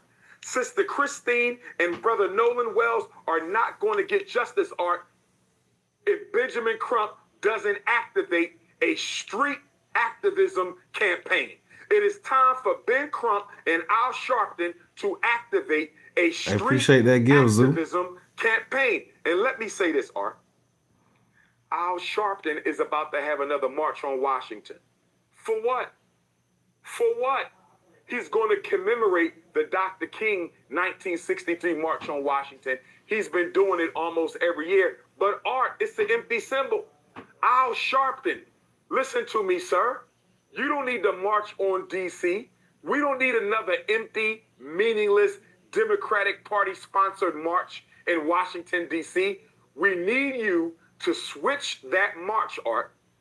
Al Sharpton, if he cares about justice for black Mississippi, if Al Sharpton cares about justice for black Mississippi, Art, he will switch the march from D.C. to Mississippi. Al Sharpton needs to switch the march from Washington, D.C. to Mississippi. And it should be 4 days, Art. It should be 4 days, Art. We should march in Senatobia, Mississippi one day for baby Cohen, who was shot and murdered by the police in the Walmart parking lot. We got to march for baby Cohen, who was shot by the police in Senatobia. We have to march in Cleveland, Mississippi for our brother Trey Reed, who was unalived September 15th, 2025, hanging from a tree on Delta State University campus in Cleveland, Mississippi, September 15th, 2025. So we need to march in Cleveland, Mississippi. We need to march in Senatobia, Mississippi. We need to march in Jackson, Mississippi, because what just happened in Jackson on Monday, Art? A black woman 28, 29 years old. Tasia Fortune was found hanging from a tree. Oh yeah, Monday, y'all know about that. 4 days We're ago, gonna get into that in the a black morning. woman was found We're gonna get into hanging that. from a tree We're gonna in get into Jackson, that case though. Mississippi. And check this out, Art. The lady that was found They hanging. said her corpse, her body, We're gonna get into had that. been hanging from the tree for 3 to 4 days, Art. We'll get into that in the morning. 3 to 4 days, her body was hanging. Oh yeah, we're gonna get into that in the morning, gang. It gets worse.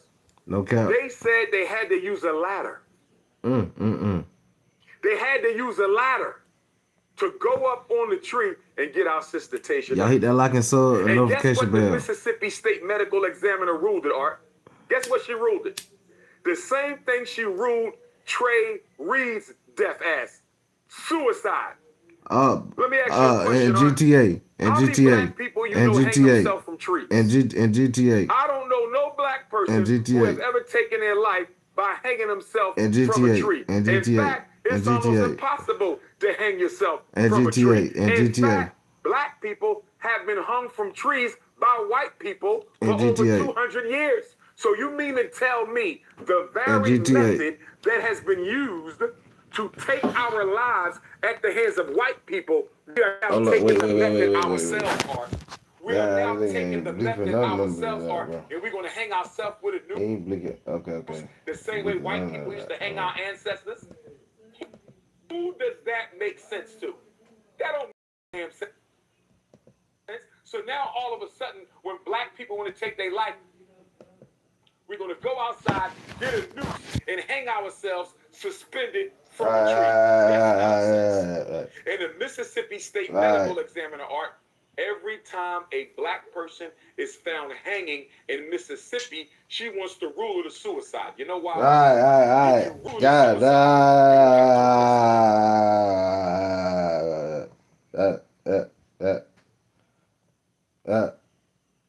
GTA, and GTA. You can't say that word too many times on to try to hit your damn channel and shit, bro. Alright. That's my cure to get the hell out of here. Yeah. We're gonna come back in the morning, gang, and we're gonna start that case there in the morning, but I'm gonna find some more content on that in the morning. I gotta do my more. I seen like some of it about it before I got on here.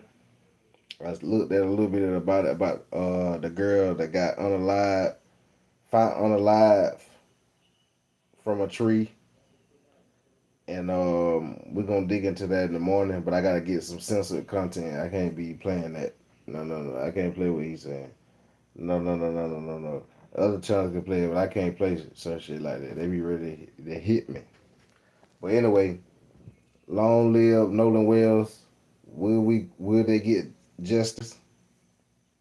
Only time will tell. Every day we wake up, it probably gonna be something new with the Nolan Wells case. Every day we wake up, it's gonna be somebody either said or did or trying to do. So we're gonna keep our eyes on it. And remember, y'all, we got more cases coming up too. We don't just cover the Nolan Wells case. We got multiple cases coming up. We got multiple things that's going on in the world. We're gonna be covering it. Try to cover it. Not saying we're gonna try to cover every little topic in the world, but we're gonna try to cover some of these topics, gang. It's your boy It's your boy Savage. See, my mom a little sleepy too. It's your boy Savage. Make sure you hit that like, subscribe button, man. If you're new to the channel, if you're new over here, that like, subscribe, notification bell as well. You might as well. You might as well. Well, listen, gang. We're gonna come back. We're gonna come back and do some more lives on this and other lives. Well, we know in the morning we're gonna cover that girl. We gotta cover that girl. Let me look up. Let me dig some more. Let me do some more digging on this girl right here. Was found on live right there in Mississippi. It happened right there with Nolan. It happened right there in Mississippi. But long live Nolan Wells. Whatever happened to Nolan Wells, hey, it's gonna come to the light whether he was unalived